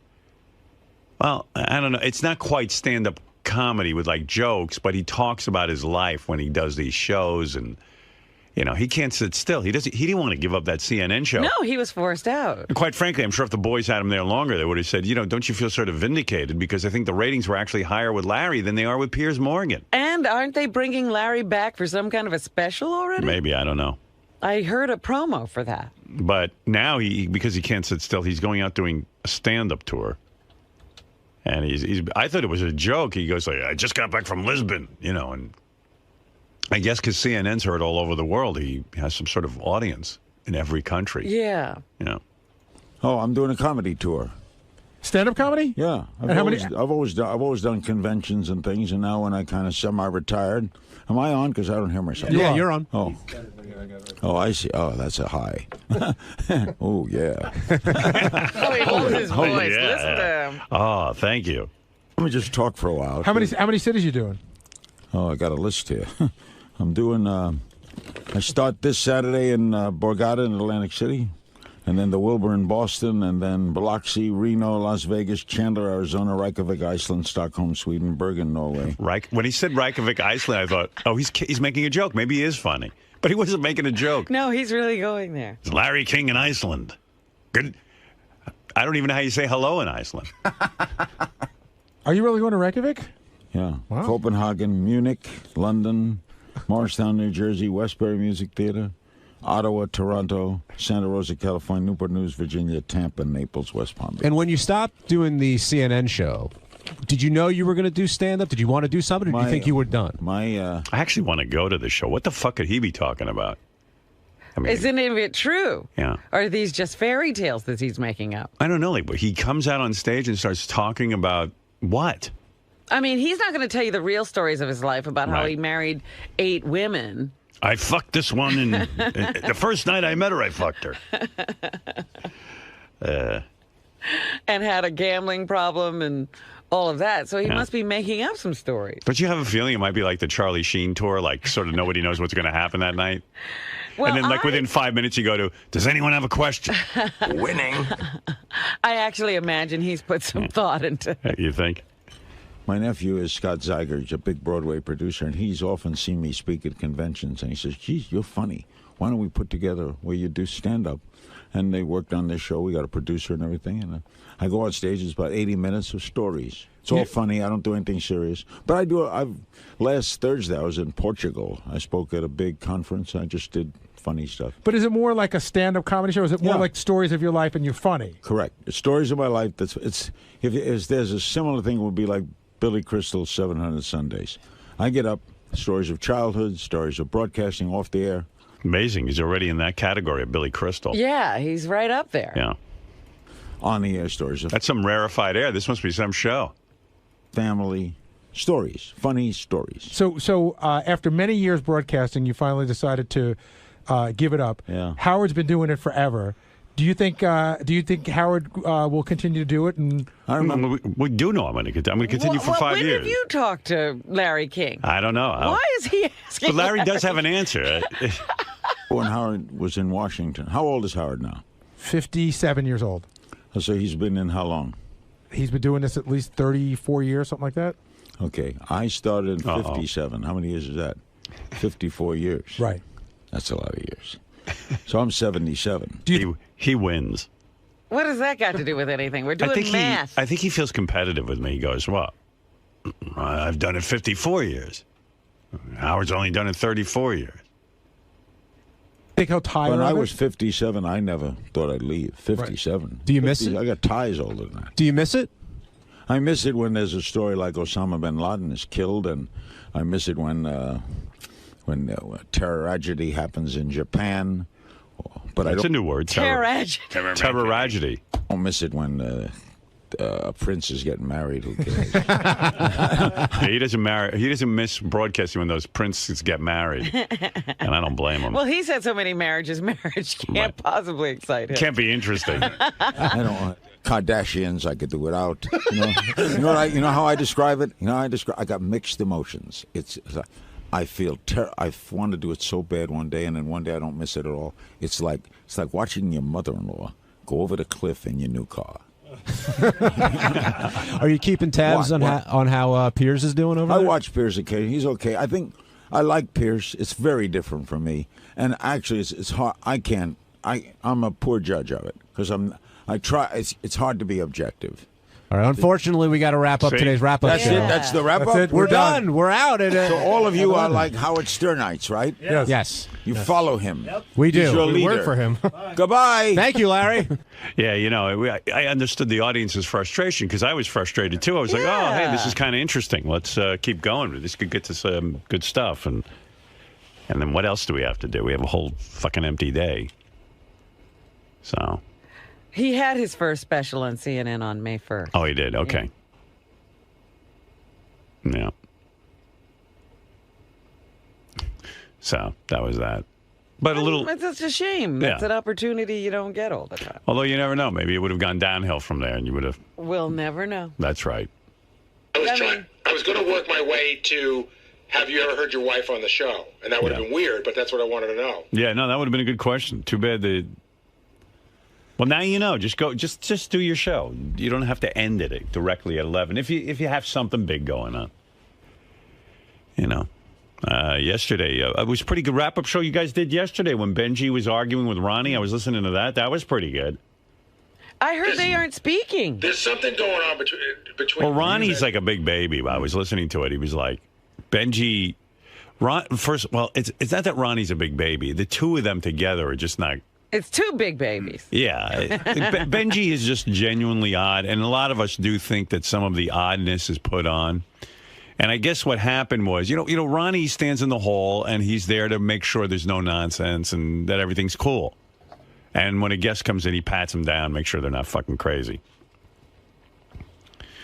And so he gets to see a lot of what Benjy's up to, and Benjy's weird. Yes. But we're not sure if Benjy's weird intentionally because he's looking for attention and he wants to be like an Andy Kaufman, or maybe he's just genuinely weird. And then when Ronnie calls Benjy out on stuff, Benjy gets all freaked out. And you don't know if that's for real. The whole thing's combustible. So the other day, Benjy was coming in, and because he's had that issue with me that he's been late where I'm going to fire him, he's now decided that when he swipes his card when he comes in, because we have key cards, when he swipes his card, it's good because then he can be on record as having been here. I was wondering why he did that because, there have been times when I come in like either just before him or whatever, and I swipe it and the door's clearly open and he stands there and he does a reswipe. Yeah, well, that was what happened. So Benjy did the reswipe thing while the door was open. People were holding the door for him and he stood there and reswiped. And Ronnie was like, what are you doing? And then he started off with this explanation about how he wants to be seen as on time. And Ronnie says, that's ridiculous. Why don't you do that out where we aren't? There's another key card position where you could be swiping all you want and none of us would see it. You're doing it because you want to be noticed. And then they got into a whole argument. This morning, he comes in and Fred holds. And it's just funny to hear Ronnie argue with that Queens or New York accent, whatever accent that is. I don't even know. It's the most severe New York accent I ever heard. He's crippled. Yeah, and then he starts yelling over Benjy. It's entertaining as hell. So this morning, he comes in and Fred holds the door for me. He doesn't have to put his card there, but he's standing there, keeps putting the card there. For like a shtick thing. So no, it wasn't. I'll give you an exact explanation of what happened. Don't say it to me because it's got nothing to do with me. Okay, so this is what upset the Ronnie. security people said, "What the fuck is wrong?" And with I will this guy? explain what happened. Because I've had a reputation of being late, and I've said before, you guys accuse me of being late. I always want there to be a record of when I come in. That's why there would be a record on the other door. But Ronnie, I swear on my life, that was exactly what's going through my head. So the conversation starts escalating, and before you know it, neither one of them know what they're talking about. And I was like, well, this is pretty innocuous. No, How could this turn into a fight? But like Benji's like, well, why are you so angry about this? So what if I swipe the door and Ronnie's like, it's you, and I don't care. You're just weird. And then Benji goes, well, if you don't care, why the hell are you yelling so much?